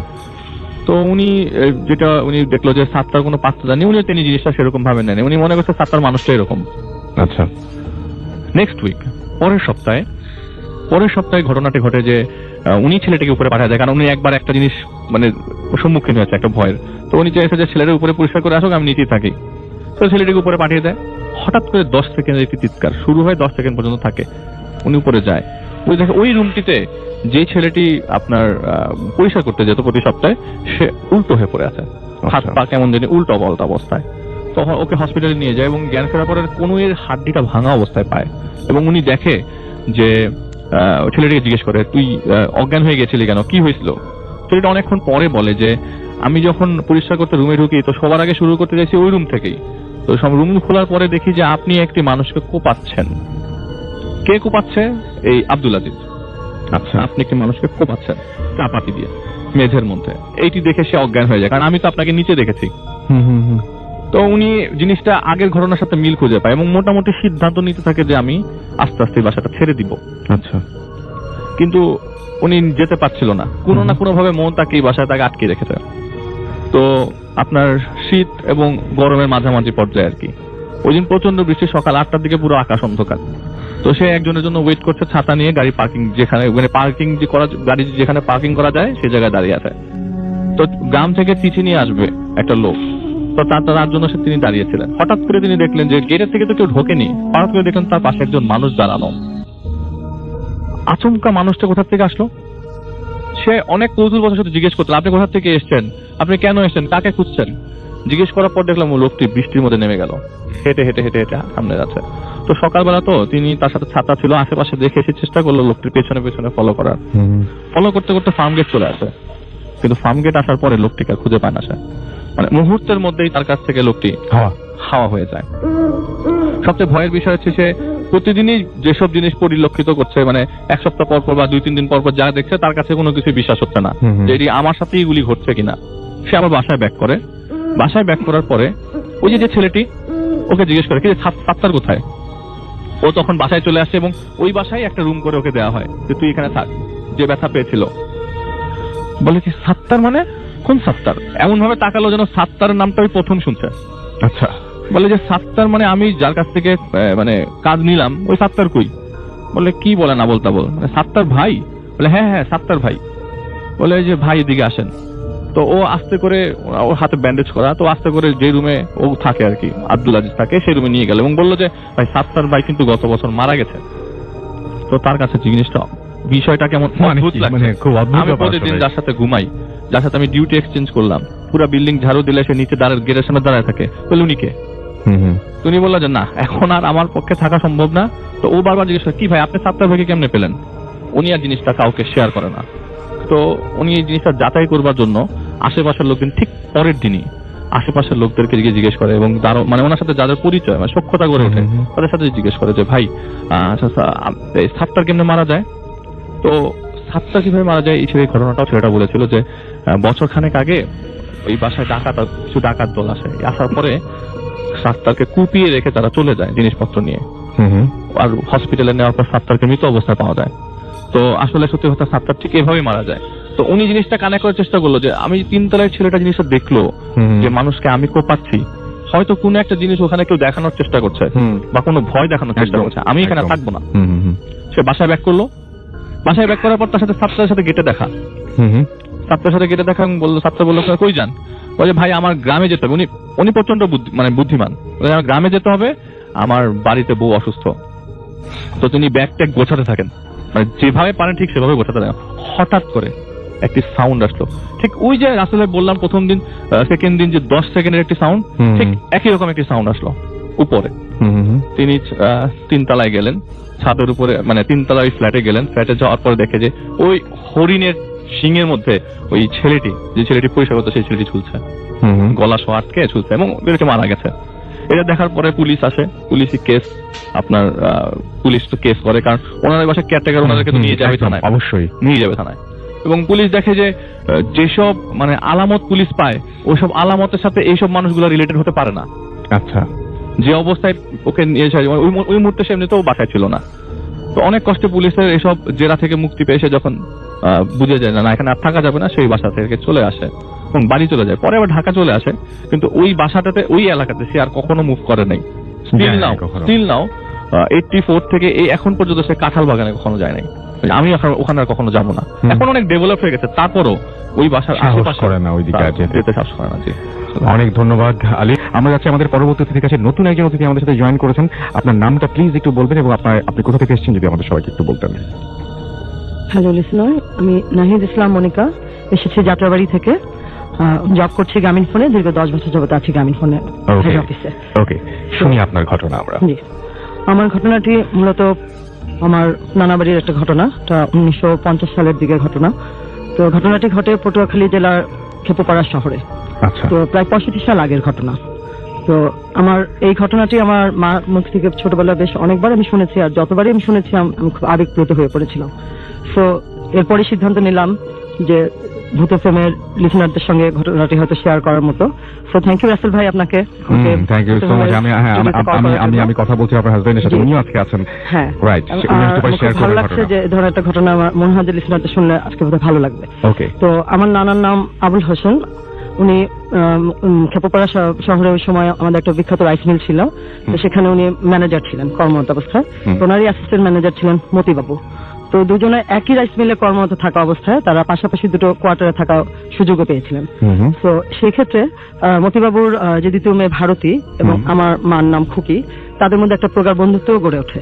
এবং দুই ফ্যামিলির মধ্যে এমন একটা আসা যাওয়া ছিল যে কোন রকমের কোনো অনুষ্ঠান আদি কোনো কিছু তারা মানে বাদ দিত না, এবং এমন হয়ে মিশে গিয়েছিল যে বাড়ি থেকে দেখে বোঝারও উপায় ছিল না যে একজনের হিন্দু ফ্যামিলি আর একজনের মুসলমান ফ্যামিলি। তো আজকের ঘটনাটি মূলত ভারতী আন্টির ফ্যামিলিকে নিয়ে, অর্থাৎ মতিবাবুর ফ্যামিলিকে নিয়ে। তো আমি মূল ঘটনায় চলে যাচ্ছি। মতিবাবুর ফ্যামিলিতে তাদের ফ্যামিলি মেম্বার ছিল টোটাল 8 জন। তার মা, তাদের হাজবেন্ড ওয়াইফ এবং তার 5 সন্তান। এই 5 সন্তানের মধ্যে পঞ্চম সন্তানের নাম হচ্ছে তমাল। ভারত আন্টির এই পঞ্চম যে ভাই তমালের জন্মের সময় তার মা মারা যায় এবং সমস্ত পরিবারটি শোকের ছায়া নেমে আসে পরিবারে। তমালের দাদি বুঝতে পারে না যে ছোট একটা বাচ্চা, তাকে কিভাবে সে মা হারা সন্তান তাকে সে সামাল দিবে বা তাকে বাঁচিয়ে রাখবেন।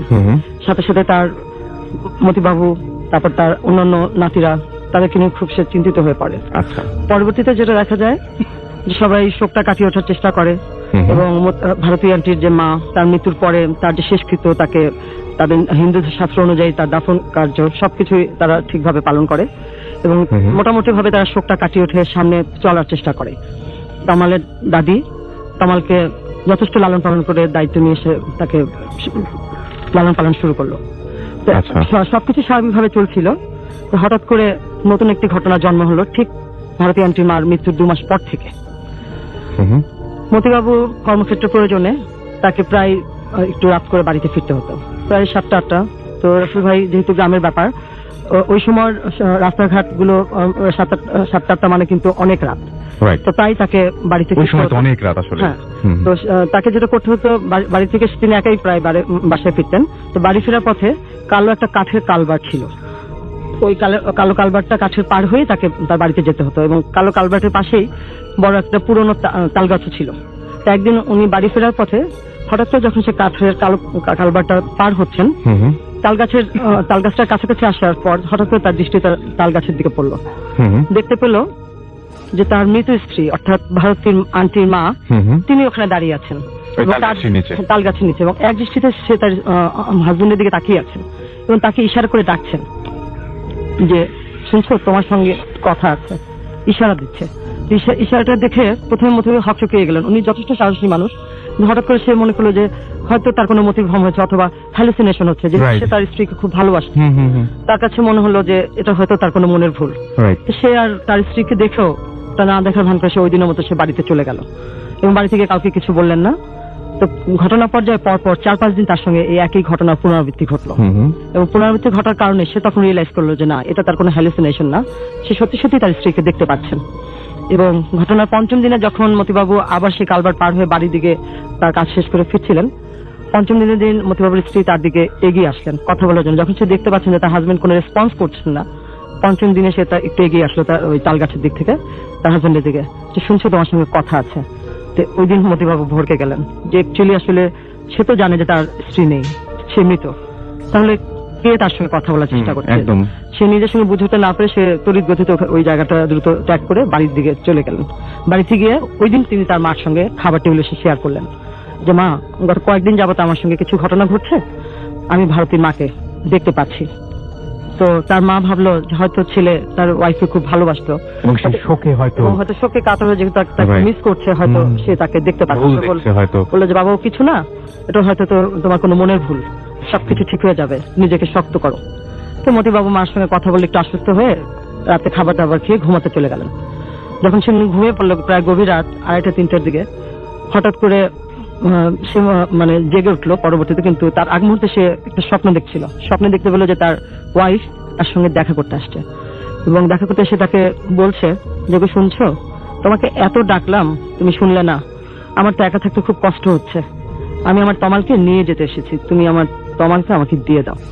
তো এই কথাটা শুনে মতিবাবু ওই ঘুমের মধ্যে মানে স্বপ্নের মধ্যেই তার চিৎকার করে উঠলো যে তুমি কি বলছো, তুমি তো বেঁচে নেই, আমি কিভাবে তোমার হাতে তমালকে তুলে দিব, তুমি চলে যাও এখান থেকে। তো যখন সে খুব জোরে চিৎকার করে এই কথাগুলো স্বপ্নের ভিতরে তার ওয়াইফকে বলছিল, ওই অবস্থায় তার মানে ঘুমটা ভেঙে গেল। ঘুম থেকে উঠে বসে সে দেখে যে আসলে কিছুই না, উনি এতক্ষণ স্বপ্ন দেখছিলেন। যাই হোক, কিছুক্ষণ পর সে নিজেকে আশ্বস্ত করে আবার শুয়ে পড়লো, ঘুমিয়ে পড়লো। তো ভারতীর মা এর পরের দিন যেটা হলো, তাদের বাড়িতে সন্ধ্যার দিকে ভারতী আন্টির যে দাদি, উনি খুব ধার্মিক ছিলেন। উনি পুজো পাঠ, অনেক ধরনের তন্ত্রমন্ত্র এবং কিছু তান্ত্রিক বিদ্যাও তার জানা ছিল। হয়তো সকাল বশবর্তী করে হলো তার এগুলো বেশি কিছু জানা ছিল, তো সেগুলো রেগুলার করতো। তো সন্ধ্যার সময় সে পুজো শেষ করে সে তার ঘরে আসলো। তো যেহেতু তার আগের দিন তার স্বামীর সঙ্গে দেখা করলো এবং কয়েকদিন যাবতই ভারতী আন্টির মা চেষ্টা করছে তার হাজবেন্ডের সঙ্গে একটা কমিউনিকেশন করতে পারছে না। তো পরের দিন ওই দিন সন্ধ্যায় সে বাড়িতে এসে উপস্থিত হলো এবং ভারতী আন্টির দাদি যখন সন্ধ্যা পুজো শেষ করে তার সবার ঘরে আসলো, হঠাৎ করে তার দৃষ্টি গেল জানালার দিকে, ঘরের জানালার দিকে। দেখলো যে জানালার ঠিক বাইরে একদম গা ঘেঁষে ভারতী আন্টির মা মানে অর্থাৎ তার ছেলের বউ দাঁড়িয়ে আছে এবং অপলক দৃষ্টিতে সে তার বিছানায় শোয়া যে তার ছোট সন্তান যাকে রেখে তিনি মারা গেছেন তমালের দিকে তাকিয়ে আছেন এক দৃষ্টিতে। তো দাদি দেখে ঘাবড়ালেন না, দাদি আস্তে করে বিছানার পাশে এসে তমালের পাশে বসলো। বসে সে জানালার দিকে তাকিয়ে তার ছেলের বউকে প্রশ্ন করলো, কি চাও তুমি এখানে, কেন এসেছো? তার উত্তরে সে তার শাশুড়িকে প্রত্যুত্তর দিল যে মা, এখানে আমার একা থাকতে খুব কষ্ট হচ্ছে, আমি তমালকে নিয়ে যেতে এসেছি, তুমি আমাকে দিয়ে দাও মা। আমি তমালকে নিয়ে যাব। এই কথা শোনা মাত্র দাদি ভরকে গেলেন। সে তমালকে জড়িয়ে ধরলেন এবং চিৎকার চেঁচামেচি শুরু করলেন যে কি বলছো তুমি, চলে যাও তুমি, আমি কিভাবে তমালকে তোমার হাতে তুলে দিব। তো দাদুর চিৎকারে তার বাকি নাতিরা, বাড়িতে আরো 2জন কাজের লোক ছিলেন, তারাও দৌড়ে তার ঘরে চলে আসলো যে কি হয়েছে। আচ্ছা। তো এই কথা শুনে যখন সবাই চলে আসলো, দাদি বা তার বাকি নাতি এবং কাজের যে লোক ছিল তাদের কাছে তমালকে হ্যান্ড ওভার করে সে দৌড়ে পুজো ঘরে চলে গেল।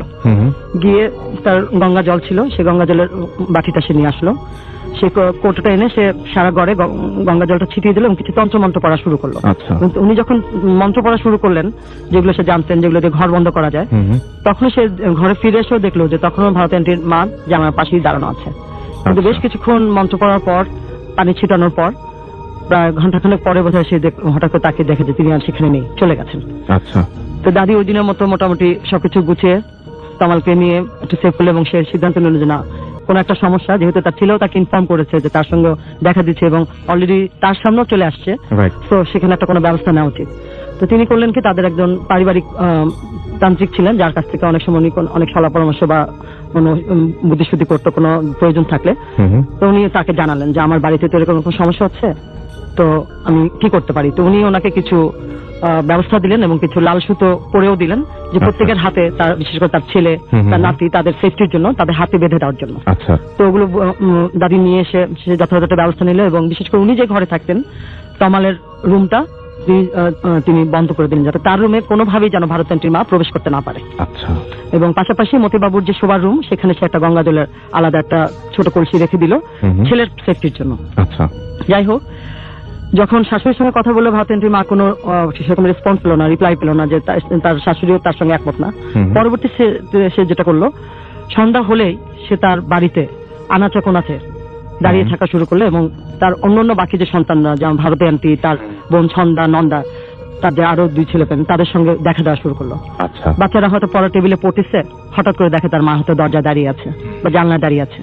হয়তো যেহেতু রাসেল ভাই জানেন যে গ্রামের বাড়িতে টয়লেট গুলো একটু দূরে থাকে, তখন যেহেতু 50 বছর আগের ঘটনা, কোয়ার্টার গুলো থেকে টয়লেট গুলো বেশ কিছুটা দূরেই থাকতো।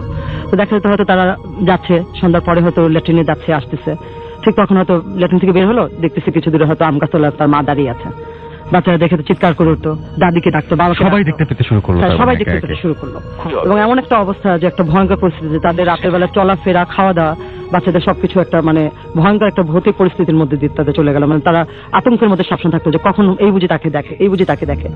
এবং এমন ভাবে সে মানে তাদের সঙ্গে দেখা দেওয়া শুরু করলো যে তাদের দৈনন্দিন যে স্বাভাবিক চলাফেরা সেটাও বন্ধ হয়ে যাওয়ার প্রায় উপক্রম হলো। আমার মা তার বান্ধবীর সঙ্গে এতই অ্যাটাচ ছিল যে দিনের প্রায় অনেকটা অংশেই, প্রায় মানে অর্ধেকটা সময় দেখা যেত তারা একসঙ্গে স্পেন্ড করতো। কিন্তু এই ঘটনা পরিপ্রেক্ষিতে আমার মারও ওই বাড়িতে যাওয়াটা বেশ অনেকটা সময় বন্ধ হয়ে গেল। আমার নানি তাকে যেতে দিত না, যে কখন কি ঘটে, কখন কি হয়ে যায়, এই ভয়ে। তো যাই হোক, ঘটনা পর্যায়ে ভারত আন্টির মা প্রায় তার হাজবেন্ডের সঙ্গে নক করতে থাকতো, কখনো সেই অফিসের থেকে বাড়ি ফেরার পথে, কখনো বা তার শোবার রুমে দেখা দেওয়া শুরু করলো। যখনই সে দেখা দিত, তার মুখে একটাই শুধু উত্তর ছিল, আমার ছেলেকে আমি নিয়ে যাবো, আমার ছেলেকে তোমরা দিয়ে দাও, আমি আর একা থাকতে পারছি না। তো মতিবাবু একদিন এরকম ঘটনা পর্যায়ে চলছে বেশ কিছুদিন। একদিন মতিবাবু বাড়িতে ফিরলেন, বাড়িতে ফিরে খাওয়া দাওয়া শেষ করে ঘুমাতে গেলেন। ঘুমাতে যাওয়ার এক পর্যায়ে গভীর রাতে হঠাৎ করে তার কাছে মনে হলো কেউ যেন তার পা ধরে টানছে। আচ্ছা। পা ধরে টানার ইয়ে দেখে তার তন্দ্রা ছুটে গেল। সে চোখ মেলে তাকিয়ে দেখলো যে তার যে মৃত স্ত্রী তার পা ধরে টানছে, সে তার পায়ের কাছেই বসে আছে। তো দেখে মতিবাবু খুব বিরক্ত হয়ে উঠে বসলেন এবং পাটা ছট করে মানে তার হাত থেকে সরিয়ে ফেললেন এক ঝটকায় এবং খুব বিরক্ত হয়ে বললেন যে কিরে, তুই আবার আসছিস আমাকে বিরক্ত করতে। তখনও তার মুখে সে একই কথা, আমি তো তোমাকে বললাম আমার একা থাকতে খুবই কষ্ট হচ্ছে, তুমি আমার ছেলেকে আমাকে দিয়ে দাও। আচ্ছা। তো মতিবাবু এবার খুব বিরক্ত ফিল করলেন, যেহেতু ঘুমের ভিতরে সেরকম পা টানাটিগুলো তাকে উঠেছে, অনেকদিন যাবত তাকে একই কথা বলে চলছে। ওই দিন উনি যেটা করলেন যে ওনার বিছানার পাশে তার হাতের কাছে যে গঙ্গা জলের যে কলসিটা তার মা রেখে দিয়েছেন তার কাছে, ওটা সে হাতে নিয়েছে এবং নিয়ে চট করে ওখান থেকে বেশ কিছু গঙ্গা জলের পানি তার স্ত্রীকে গায়ের উপর ছিটকে দিল। যখনই তার গায়ের উপর পানিটা পড়েছে, তিনি হঠাৎ করে তার রুম থেকে গায়েব হয়ে চলে গেল এবং খুব ক্রুদ্ধ হয়ে চলে গেল। এবং পরের দিন সে এরপরে যেটা করলো, পরের দিন সন্ধ্যাবেলা যখন ভারতী আন্টির দাদি পূজা টুজা শেষ করে তার রুমে বসেছিলেন, ওই সময় তার সঙ্গে হঠাৎ করে আবার ভারতী আন্টির মা আবার দেখা দিলেন এবং সে যেহেতু ঘরে ঢুকতে পারতো না, ঠিক ওই জানালার কানে সে এসে দাঁড়িয়ে তার শাশুড়িকে খুব অগ্নিমূর্তি ধরে সেদিন নাকি তাকে খুব শাসিয়ে গেল এবং ওই দিন শাশুড়ির সঙ্গে তুই তোকারি করেও কথা বললো যে তুই তো আমার ছেলেকে আমাকে দিলি না, এত করে বলার পরও, তো যা এবার আমি তোর ছেলেকে আমার সাথে নিয়ে যাবো আচ্ছা বলে সে তৎক্ষণাৎ ওখান থেকে চলে গেল। তো তার এই অগ্নিমূর্তি এবং তার কথা বলার ভঙ্গি দেখে ভারতীয় দাদি খুবই ঘাবড়ে গেলেন ওদিন, যে এত কিছু করার পরও সে কোনোভাবেই পরিস্থিতি সামাল দিয়ে তাকে ধরে রাখতে পারছেন না। তো তারপরে বারবার একই ঘটনা পুনরাবৃত্তি ঘটছে এবং আজকে তার ছেলেকে নিয়ে যাওয়ার হুমকি দিল। তার মনটা খুব অস্থির হয়ে গেল যে কি করণীয়, এখন আর কি করা যায়। তো যাই হোক, সে খুব চিন্তা ভাবনার ভিতর ছিল। ওদিন রাতে মতিবাবু বাড়ি ফিরলেন এবং বাড়ি ফেরার পথে সে আবার শুনতে পেল যে তার ছেলে পরের দিন পহেলা বৈশাখ, যে এবং প্রতি বছরই ওই এলাকায় একটা ইয়ে ছিল যে 3-4 কিলোমিটার ধরে একটা বিল ছিল আমাদের খেপুপাড়া শহরে। পহেলা বৈশাখ উপলক্ষে ওখানে একটা বিলে মাছ ধরার আয়োজন হতো এবং মতিবাবু, আমার নানা, তারা প্রায় তাদের বন্ধু বান্ধব মিলে প্রতি বছর তারা মাছ ধরাতে যেত এবং এটা তাদের একটা নেশা এবং মতোই ছিল, খুব এনজয় করতো তারা। তো যাই হোক, ওই দিন রাতে এসে সে তার মাকে জানো যে মা, কাল তো পহেলা বৈশাখ, আমি মাছ ধরতে যাব। ওই কথা শুনে সে তার ছেলেকে বলল, বাবা কাল তুই বাড়ি থেকে বের হোস না, আমার মনটা খুব অস্থির হয়ে আছে, আমার মনটা খুব খারাপ। তারপর সন্ধ্যার সময় যে ঘটনা ঘটে গেল, ভারতীয় এন্ট্রির মা যে আসছিল, সে যে বলে গেছে যে অগ্নিমূর্তি ধরে তাকে যে শাসিয়ে গেছে, সে কথাটা সে তার ছেলেকে জানালো যে বাবা তুই বের হোস না, আমার মনটা ভালো নেই। তো মতিবাবু কথাটা হেসে উড়িয়ে দিল, বললো মা তুমি ভয় পেয়েছো? ও কিছু না, ও আমাকে খুব ভালোবাসে, ও আমার কোনো ক্ষতি করতেই পারে না, ক্ষতি করবে না। আচ্ছা যাই হোক, তো মতিবাবু পরের দিন মাছ ধরার জন্য তৈরি হলেন, বাসা থেকে সকালে বের হবেন, সবকিছু গুছগাছ চলে যাবেন। তো তার মা তখন আরেকবার শেষবার তার ছেলেকে বোঝানোর চেষ্টা করলো যাতে সে বাসা থেকে কোনোভাবেই বের না হয়, কারণ সে খুবই অস্থিরতা বলছিল, তার মন বলছিল যে কোনো একটা সমস্যা হয়তো তৈরি হবে বা তার ছেলেকে হয়তো তার ছেলে বড় রকমের কোনো ক্ষতির সম্মুখীন হয়ে যাবে। এবং পরবর্তী সে যখন বুঝতে পারলো যে না, তার ছেলেকে কোনোভাবেই তার পক্ষে আটকানো সম্ভব হচ্ছে না, সে তখন লাল সুতোটা তার ছেলের দিকে বাড়িয়ে দিল যে বাবা অন্তপক্ষে তুই এটা হাতে বেঁধে যা, আমার মুখে দিয়ে রাখে। কিন্তু মতিবাবু সেই কথাটা উপেক্ষা করলাম, খুব বিরক্ত বোধ করলাম মার এই আবদার শুনে। সে লাল সুতোটাও বাঁধলো না এবং মার কথা অপেক্ষা করে সে রওনা হয়ে গেল মাছ ধরার জন্য। তো যাই হোক, সবাই মোটামুটি তাদের প্ল্যান অনুযায়ী চলে গেল বিলের পাড়ে মাছ ধরার জন্য, যার যার স্থানে ছিপ নিয়ে বসে গেল মাছ ধরতে। মাছ ধরছে 2-3 ঘন্টা যাবত সবাই মোটামুটি যার যার মতো কথা বলছে টুকটাক এবং মাছ ধরার ইয়েতে সবাই ব্যস্ত রয়েছে। হঠাৎ করে প্রায় সন্ধ্যা হয়ে আসছে এবং মাছ ধরাও প্রায় শেষ, তারা এরকম চলে আসবে এমন সময় সন্ধ্যার দিকে হঠাৎ করে মতিবাবু গঙ্গানির আওয়াজ শুনলো। আশপাশ তো নীরব, যেহেতু মাছ ধরছে সবাই মোটামুটি চুপচাপ মাছ ধরার কারণে। গঙ্গানির আওয়াজ শুনে সে আশপাশে তাকালো, আশপাশে তাকিয়ে কাউকে দেখতে না পেয়ে হঠাৎ করে ঘাড়ের পিছন দিকটা তাকানোর পর সে দেখলো যে তার মৃত স্ত্রী অর্থাৎ ভারতীয় এন্ট্রির মা তার ঘাড়ের পিছনে দাঁড়িয়ে আছে। তো তাকে দেখে সে ঘাটা আবার সোজা করে ছিপ ধরে বসে বলল, ও তুই আবার আসছিস আমাকে বিরক্ত করতে? তো এবার তার এই কথার উত্তরে তার স্ত্রী বলল, হ্যাঁ এসেছি, এতদিন তো এসেছি তমালকে নিয়ে যেতে, এবার তাকেই নিতে আসছে।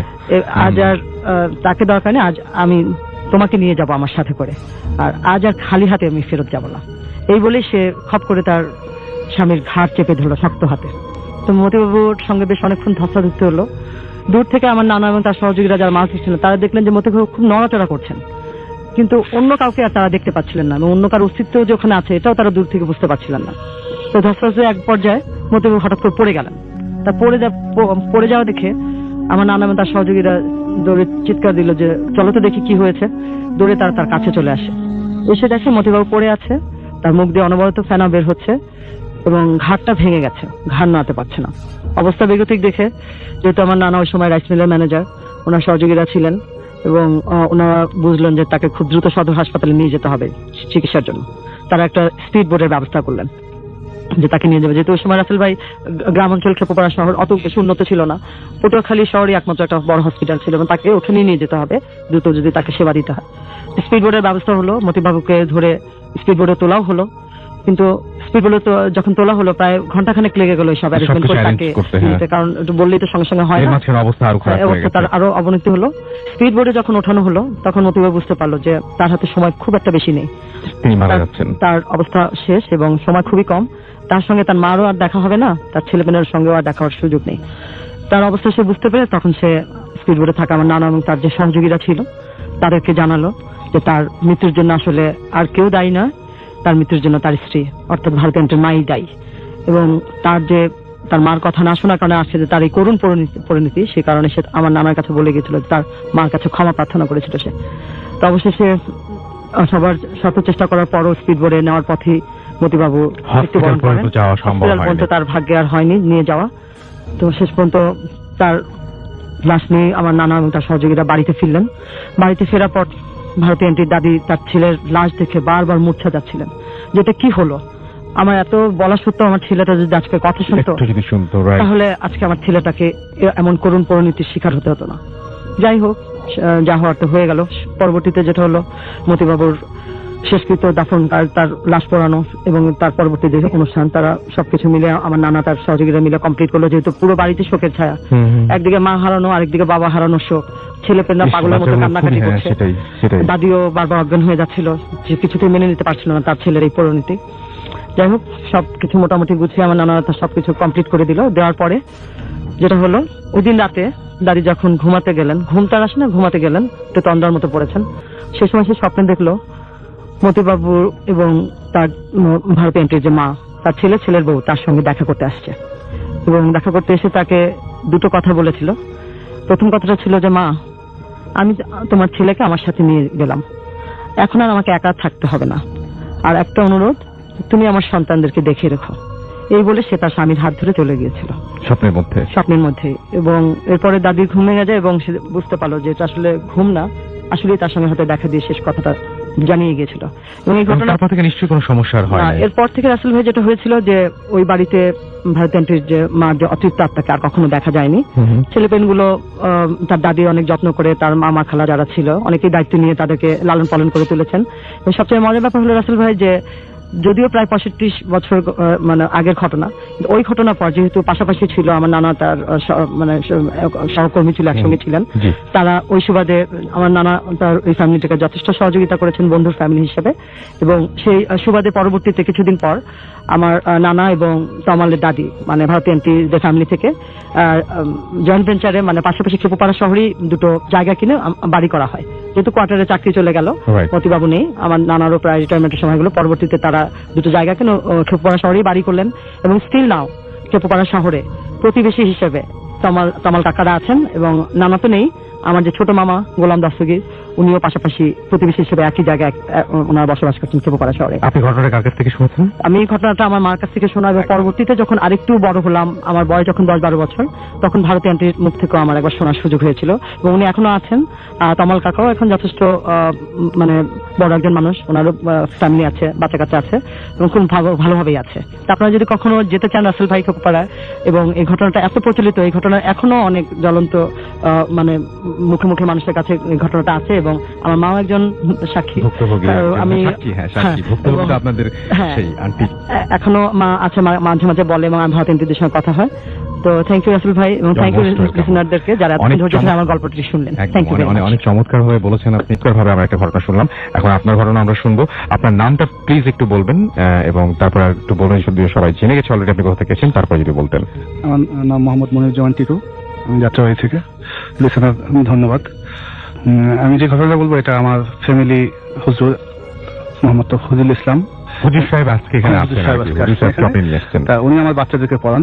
হঠাৎ করে উনি পড়াতে আসলেন না। তা আমি ফোন করে জানতে পারলাম যে ওনার বড় ভাই তহিদুল সুলেমান মারা গেছেন, যার কারণে উনি গ্রামের বাড়িতে চলে যায়। তা আমি ভাবলাম যে উনি হয়তো 4 দিনের মিলাদের পরে আসবে বাড়ি থেকে, কিন্তু ওনাকে আমি পরের দিন নিয়ে দেখি যে ঢাকা চলে আসছে, আমার বাসায় পড়াতে আসছে, এবং ওনার চোখের মুখে খুবই একটা আতঙ্কের ছাপ আমি দেখতে পাই, ভয়ের।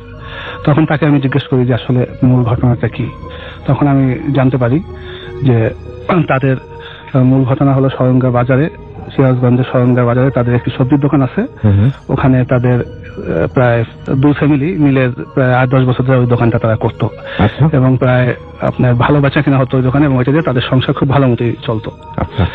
তা আমাদের তহিদুল ইসলাম হুজুরের যে বড় ভাই সুলেমান, সে তার ওয়াইফ এবং 3 বাচ্চা নিয়ে ভালোই ছিলেন, সুখে শান্তিতে কাটাচ্ছিলেন।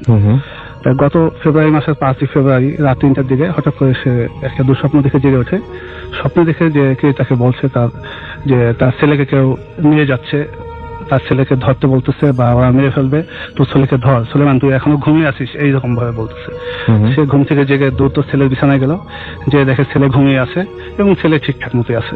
তখন সে তার বিছানায় আবার ঘুমাতে গেল এবং তার ওয়াইফকে তার ঘটনা বললো। ওয়াইফ বললো যে ও কিছু না, তুমি ঘুমিয়ে পড়ো, স্বপ্ন দেখছো, দুঃস্বপ্ন দেখছো।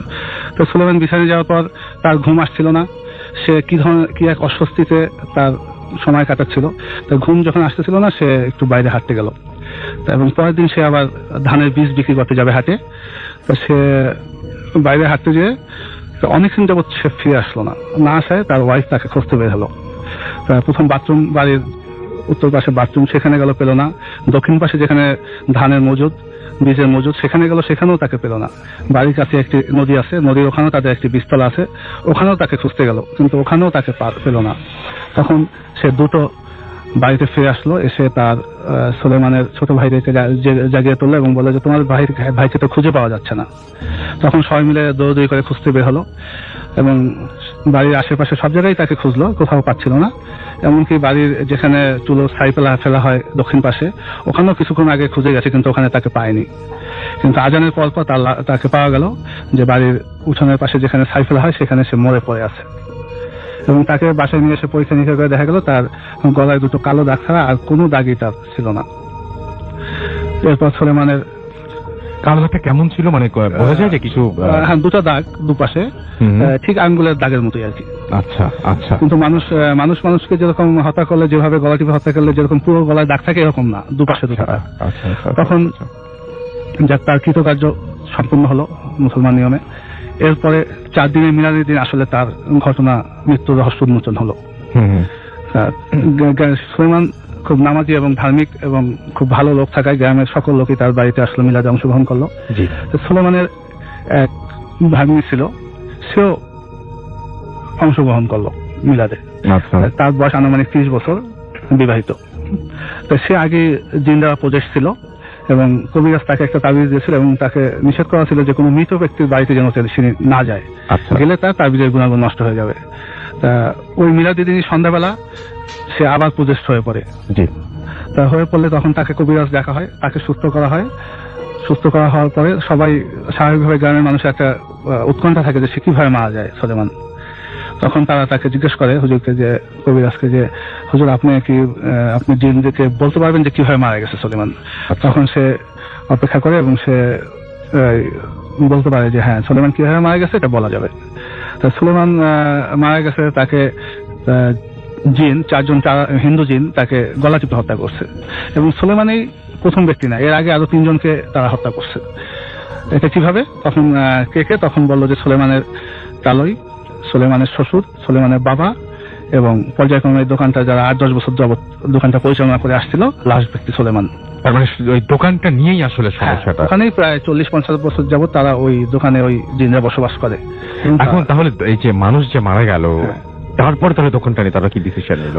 এখন ব্যাপারটা হলো যে সুলেমানের বাবা তালুক যারা ছিল, এরা তো বয়স্ক ছিল, যার জন্য তাদের মৃত্যুটা হয়তো অন্যরকম মনে করছে। এই যে সুলেমান মারা যাওয়ার পরে তখন জিনরা আরো বললো যে সুলেমানকে তারা মারার জন্য অনেকদিন ধরে তাকে ওই দোকান থেকে সুলেমান যখন রাতে বাড়ি ফেরে তখন তাকে ফলো করে। অনেক সময় সাথে লোকজন থাকে, এই জন্য তাকে আক্রমণ করতে পারে না। কিন্তু ওই দিন সুলেমানকে তারা ওইভাবে পেয়ে যায় সহজভাবে। তখন তারা আক্রমণ করে এবং তাদের উদ্দেশ্য ছিল যে সুলেমানকে মেরে তাদের বাড়ির যে পুকুর করে মাটির নিচে গেঁথে রাখবে। কিন্তু সুলেমান তাদেরকে অনেক কাকতিমিনতি করে অনুরোধ করে তার লাশটা তার বাড়ির কাছে ফেলে রাখা যায়, যাতে লাশটা তার ফ্যামিলি পেতে পারে আর কি। তারপরে বাড়ির যারা লোকজন আছে এরা চিন্তা করলো যে এই দোকান, এবং আরো বললো যে জিনরা যে এই দোকান যে করবে তাকেই তারা হত্যা করবে, যে তাদের যেহেতু ডিস্টার্ব হবে। এবং তখন তারা মনে করলো যেহেতু গ্রামের ব্যাপারটা যাতে না ছড়াতে পারে, খুব দ্রুত দোকানটা বিক্রি করে দেবে তারা। এবং এখন পর্যন্ত দোকানটা তারা বিক্রি করার চেষ্টা করছে, কিন্তু বিক্রি করতে পারেনি। ওকে, অনেক ধন্যবাদ আপনাকে। আমরা চলে যাবো আমাদের পরবর্তী অতিথির কাছে। আপনার নামটা প্লিজ একটু বলবেন এবং আপনি কোথা থেকে এসেছেন, তারপর আপনার ঘটনায় যাবো আমরা। আসসালামু আলাইকুম রাসেল ভাই, আমার নাম শিশির, আমি গ্রিন রোড থেকে আসছি। শুনি আপনার ঘটনা। আচ্ছা রাসেল ভাই, আমার এই ঘটনাটা মোহাম্মদপুরের যেই ঘটনাটা ওটা আমি ফার্স্ট বলেন, শুনি। এই ঘটনাটা মোহাম্মদপুরের বাবর রোডের একটা বাড়িকে কেন্দ্র করে ঘটনাটা মূলত। তো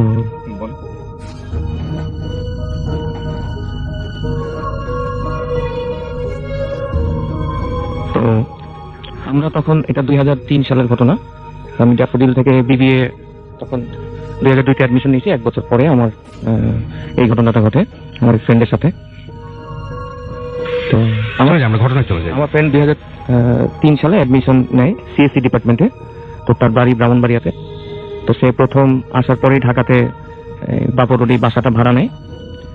তো বাসা ভাড়া নেওয়ার পর সে প্রথম দিন আমাদেরকে জানায় যে বাসা ভাড়া নিছে, তো আমরা তোর বাসায় যাই। তো প্রথম দিন বাসায় স্বাভাবিক আমি আর আমার এক ফ্রেন্ড বাসায় গেছি। যাওয়ার পরে বিকেলে 5:30টার দিকে ওর বাসায় আমরা পৌঁছাই। সারাদিন ক্লাস ছিল, 4:30 পর্যন্ত আমাদের ক্লাস ছিল। ক্লাসের পরে আমি আর আমার আরেক ফ্রেন্ড ফিরোজ, আমরা দুজন একই সাথে ওর বাসায়।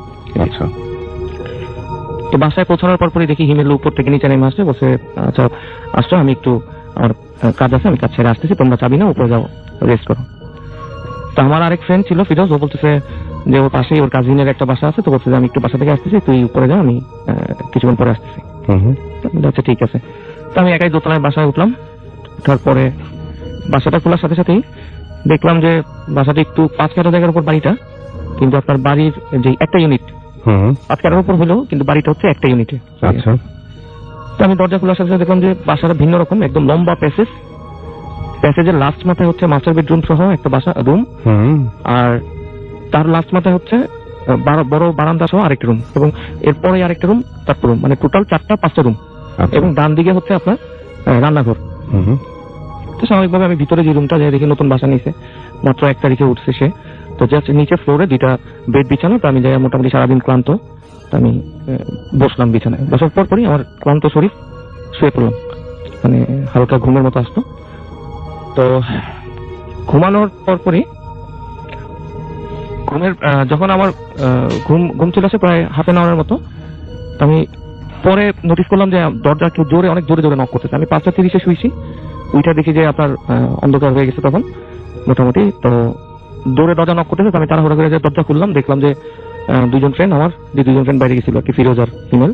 ওরা এসে বলতেছে কি ব্যাপার, কি সমস্যা তোমার, দরজা আমি এতক্ষণ যাবত নক করতেছি ভিতর থেকে, মোর দেন 15 মিনিটস, তো ওয়ার ইউ বিন।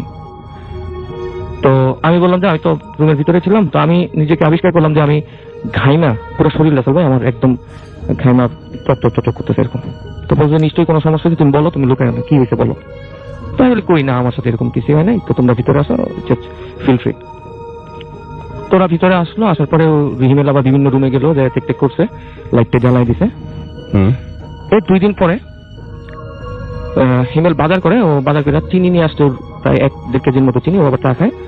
তো নিজে ওই রুমে আরেকটা ফ্রেন্ডসও থাকতো, তো ওই মাসের বাজারটা একবার করে নিয়ে আসতো। এখন ও চিনি নিয়ে আসার পরে ওর মুখ থেকে শোনা, তো বলতেছে যে চিনি আনছি, 1 দিন বা 2 দিন পরে দেখি ওই ইয়েতে বাসায় চিনি নাই।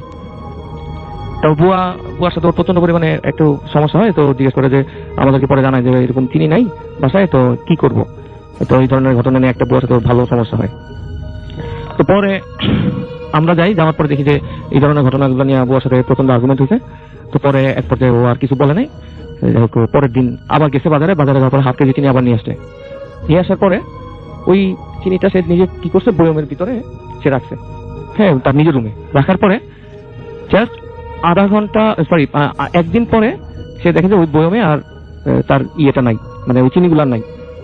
এবং সে নিজের আগে ওই দিন রাত্রি তার বোবা ভূতটাকে ধরার একটা প্রবণতা ছিল, এবং সে দেখছে যে সারা রাত তার ওই বোবা ভূতে তাকে ওই বাসায় সমস্যা করছে, এবং সে দেখছে যে সে ঘামে একদম, মানে সারা রাত প্রচন্ড পরিমাণে সমস্যা হয়েছে। এবং পরের দিন সকালে ওইটা দেখে যে ওই বয়মের ভিতরে যে চিনিগুলো রাখছে ওর মধ্যে 10% চিনি নাই, অল্প একটু চিনি ওই বয়মের ভিতরে আছে।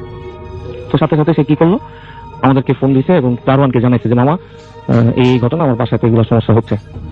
তখন সে নিজে বিশ্বাস করলো যে বাসায় কোনো একটা প্রবলেম হচ্ছে। এটা এমনিতেই বাসাটা অনেক ঠান্ডা। তো পরে দারোয়ান আসার পরে জিজ্ঞেস করলো যে মামা কি হয়েছে। তখন বিস্তারিত ঘটনা শোনার পরে দারোয়ান আমাদেরকে বললো যে এই বাসাটায় ঠিক 6-7 বছর আগে একটা হিন্দু ছেলে, আমরা যে রুমটায় ছিলাম ওই রুমে ফাঁসি দিয়ে মারা গেছে, হি ওয়াজ কমিটিং সুইসাইড। আর তারপরে ওই ঘটনার পরে ওইখানে একটা নতুন দম্পতি বাসা ভাড়া নেয়, ওদের 1 মাসের মাথায় ডিভোর্স হয়ে যায়, complete divorce. Immediate after that আরো 2টা ফ্রেন্ড এরকম ওই বাসাটা ভাড়া নেয়, ওদের মধ্যে মানে প্রচন্ড পরিমাণে ঝগড়া হয়ে ভাই, মানে ঝগড়া হওয়ার পরে এক পর্যায়ে ওরা মানে 2জনের মধ্যে জাস্ট কমপ্লিটলি ভেদাভেদ হয়ে যায় আর কি, বড় একটা কন্ট্রাডিকশন হয়। এরপরে অনেকদিন বাসাটা নেওয়া মানে ভাড়া হওয়া ছিল না কি বাসাটা। আফটার 2 or 3 years ওই বাসাটা পরে আমার ওই ফ্রেন্ড আবার ভাড়া নেয়। তখন এই ঘটনা শোনার পরে সাথে সাথে সেই বাসাটা ছেড়ে দেওয়ার জন্য ডিসিশন নেয়, এবং আমরা পরের মাসে ওকে আরেকটা জায়গায় বাসা শিফট করি আর কি। অনেক ধন্যবাদ আপনাকে। আমরা চলে যাব আমাদের পরবর্তী ঘটনায়, আমাদের পরবর্তী অতিথির কাছে। আপনার নামটা প্লিজ একটু বলবেন, তারপর আপনার ঘটনায় যাবো আমরা। হাই লিসেনার্স, আমি অরণ্য রিয়ন বলছিলাম, আমি এসেছি ধানমন্ডি থেকে। বাট এখন আমি আমার যে স্টোরিটা শেয়ার করতে চাচ্ছি সেই স্টোরিটা আমি নিজে এক্সপিরিয়েন্স করেছি এবং এই স্টোরিটা ঘটনাটা ঘটেছে আপনার এই বছরে জানুয়ারির মাঝামাঝির দিকে। তখন ঢাকাতে রাজনৈতিক মানে ঢাকা বলতে সারা বাংলাদেশেই রাজনৈতিক এক অস্থিতিশীল ছিল আর কি, সেটা আমরা সবাই জানি, টানা অবরোধ চলছিল। তো ওই সময়কার একটা দিনে আমি সারাদিন কলেজ শেষে পাশে আসি। তো রাতে হঠাৎ করে 12টা কি 12:30টার দিকে আমার অর্ণব নামে একটা ফ্রেন্ডের একটা ফোন পাই। তো ফোন পাওয়ার পর আমি ফোনটা যখন পিক করি, তো এত রাতে সে আমাকে বলছে যে হসপিটালে যেতে হবে, তার বাবাকে হসপিটালাইজ করতে হবে। তো আমি জিজ্ঞেস করি যে কেন আঙ্কেল, কি হয়েছে? তারপরে অর্ণব বলছিল যে তার বাবা হঠাৎ করে হার্ট স্ট্রোক করেছে, তো তাকে স্কয়ার হসপিটাল আমাকে যেতে বলে, যে ওইখানে তাকে হসপিটালাইজ করা হবে। এবং একটা জিনিস বলতে চাই যে আমরা কোনো জায়গার নাম কোনো কিছু আমরা এগুলো না বললে বেটার। আচ্ছা, আমরা মূল ঘটনাটা বলি তাহলে সবচেয়ে ভালো হয়। আচ্ছা, তো ওই হসপিটালটাতে মানে তার বড় বোন 2 দিন আগে অ্যাডমিট করা হয়েছিল আর কি, তার বড় বোনকে। তো তার বড় বোন তখনও ছিল আর কি, এটা ডেলিভারির জন্য আর কি, প্রেগনেন্ট ছিল। তো তারপরে আমি আসলে তখন বাসাতে কাউকে বললে হয়তো আমাকে যেতে দিবে না, কারণ যেহেতু একটু সমস্যা ছিল আর কি, অবরোধ চলছিল। তো আমি কাউকে কিছু না বলে একাই রওনা হয়ে যাই এবং হ্যান্ড লক করে ওপাশ থেকে লক করে আমি চলে যাই। যাওয়ার পর আমি মানে তখন দেখি যে রোডে আর কি মানে খুব মানে একটা সাইলেন্ট ছিল আর কি, মানে রোডটা একদম ফাঁকা ছিল এবং ওই রোডটা এবং দু একটা পুলিশের এবং বিজিবির গাড়ি টহল ছিল আর কি। তারপর আমি রিক্সায় চলে যাই হসপিটালে যাওয়ার পরে আমি দেখলাম যে আঙ্কেল এসছেন এবং তিনি সেন্সলেস অবস্থায় ছিলেন সেখানে। তো তারপরে তাকে একটা রুমে নিয়ে যাওয়া হয় এবং ট্রিটমেন্ট যথারীতি শুরু হয়ে যায়। তো আমার অনেক কাজ করতে হয় ওই সময়টাতে, একটু দৌড়াদৌড়ির মধ্যে ছিলাম। তো মোটামুটি সবকিছু কমপ্লিট করে যখন রাত 2টা বাজে আমি ব্যাক করবো, যেহেতু আমি পাশে কাউকে বলে আসিনি, তো আমাকে ব্যাক করতে হবে। তো ওই সময় আমি অনেক ফ্রেন্ডকে দেখি আর কি, আমার অনেক ফ্রেন্ডও সেখানে ছিল, সৈকত ছিল, জাহিদ ছিল। তো ওদেরকে আমি রেখে আসি, ওর যেহেতু অর্ণব একা ছিল আর কি। তো অর্ণবের কাছে ওদেরকে রেখে আমি একাই বাসার দিকে রওনা হয়ে যাই। তো আমি যখন হসপিটাল থেকে বের হয়ে যাই, তো সেই সময়টাতে আমি দেখলাম যে রোডটা একদমই ফাঁকা ছিল এবং কোনো রিক্সা বা বাসায় যাওয়ার মতো কোনো যানবাহন রোডে কিন্তু ছিল না। এবং আমি দেখছিলাম যে মানে রোডটা একদম শান্ত ছিল এবং একটা পুলিশ এবং আপনি আগেও বলেছেন সেটা, তারপরে কি হলো? তো তারপরে আমি যখন ধানমন্ডি মানে 32 নম্বর, যেটা সবাই চেনে ধানমন্ডি যারা শুনছে, তো ধানমন্ডি 32 নম্বর বঙ্গবন্ধুর যে মিউজিয়ামটা রয়েছে, সেই মিউজিয়ামটার পাশে দিয়ে আমি হেঁটে যাচ্ছিলাম। তো হেঁটে যাচ্ছিলাম, যাওয়ার সময় আমি তার পাশেই যে ব্রিজটা আছে সবাই জানে, যেটা 32 নম্বর ব্রিজ বলে সবাই চিনবে। তো 32 নম্বর ব্রিজে যখন আমি আসি হাঁটতে হাঁটতে, একাই ছিলাম, তো তখন দেখি যে ব্রিজের যে ডিভাইডার মানে মাঝখানে যেটাকে রোড ডিভাইড করে দিয়েছে, সেই ডিভাইডার তার মাঝখানে আমি একটা ছোট্ট বেবিকে দেখতে পাই, যেটা ছিল মানে সদ্যজাত একটা বেবি, মানে এখনই জন্ম হয়েছে এরকম আর কি, কেউ ফেলে রেখে গেছে এরকম। তো বেবিটা সাদা কাপড়ে মোড়ানো ছিল এবং খুব ফুটফুটে ছিল, সাদা ফর্সা ছিল আর কি, এবং সে বেবিটা কাঁদছিল। তো আমি মানে বিষয়টা দেখি খুবই বিভ্রান্ত হয়ে যায় এবং খুব নেগেটিভলি চিন্তা করি জিনিসটা, এবং খুব ভয়ই লাগে। তারপর আমি খুব দ্রুত হাঁটা শুরু করি, যেহেতু রোডের অবস্থা খুবই বাজে ছিল, দ্রুত হাঁটতে শুরু করি। এবং যখন আমি আবাহনী খেলার মাঠটা মানে যেটা স্টেডিয়াম বলে, ওইখানে যখন আসি, তো আবাহনী খেলার মাঠটার পাশে যে যখন হেঁটে যাচ্ছিলাম, আর কিছুটা 2 বা 3 মিনিট পরে আমার বাসা বের হয়ে যাবে। তো ওইখানে আসার সময় তো আমি দেখছিলাম যে সাদা কাপড় পরা একটা লোক আমার থেকে এগিয়ে আসছে। তো মানে আমি খুব ভয় পেয়ে যাই এবং খুব দ্রুত হাঁটতে শুরু করি। তো সেই লোকটা যখন আমার সামনে আসে, তখন সে আমাকে ইশারা দিয়ে আমাকে দাঁড়াতে বলে এবং আমাকে ইঙ্গিত করে, আমাকে নাম ধরে সে ডাকে নাই। তো ইঙ্গিত করার পর আমি যখন দাঁড়াই, তখন মানে লোকটার চেহারাটা বর্ণনা দিই। তো লোকটা ছিল অনেক লম্বা চওড়া দেহ ছিল তার, এবং সারা গায়ে ছোপ ছোপ দাগ ছিল, মানে ঘায়ের মতো একটা অবস্থা ছিল তার, এবং তার মুখে মানে গোটা গোটা ছিল এবং খুব কালো ছিল, বিভৎস একটা চেহারা ছিল। মানে আমি খুব ভয় পেয়ে যাই এবং সেই লোকটা আমাকে বলছিল যে তুমি রোডে আসার সময় যে বেবিটাকে তুমি ফেলে এসেছো, সেটা তোমার সাথে নেওয়া উচিত ছিল। আমি তখন মানে খুব অবাক হয়ে যাই যে সেই লোকটা কিভাবে এই বিষয়টা জানলো, যে যদিও আমি সেটা অনেক আগে ক্রস করে এসেছি, মেবি 6 থেকে 7 মিনিট আগে সেটাকে ক্রস করে এসেছি, বাট সে এখন সেই কথাটা কিভাবে জানলো। তো খুব ভয় পেয়ে যায় এবং বিষয়টা খুব অবাক করার মতো ছিল আমার কাছে। তারপরে আমি বলি যে যেহেতু আমি একটা ছেলে মানুষ, বাট এতটা রাতে আমি একা যাচ্ছি, তো প্লিজ আমাকে ছাড়েন, আমাকে যেতে হবে। বাট একটা ছেলে হয়ে আমি কিভাবে এই কাজটা করতে পারি, কারণ রোডের অবস্থা খুব খারাপ, মানে কিছুক্ষণ পর বিজিবি চলছিল। তো তারপরে আমি ওনাকে খুব কষ্ট করে যখন ক্রস করতে যাব, তখন সে আমাকে বলছিল যে আমার জন্য খুব দুঃসংবাদ অপেক্ষা করছে এবং এটাকে আমার মেনে নিতে হবে।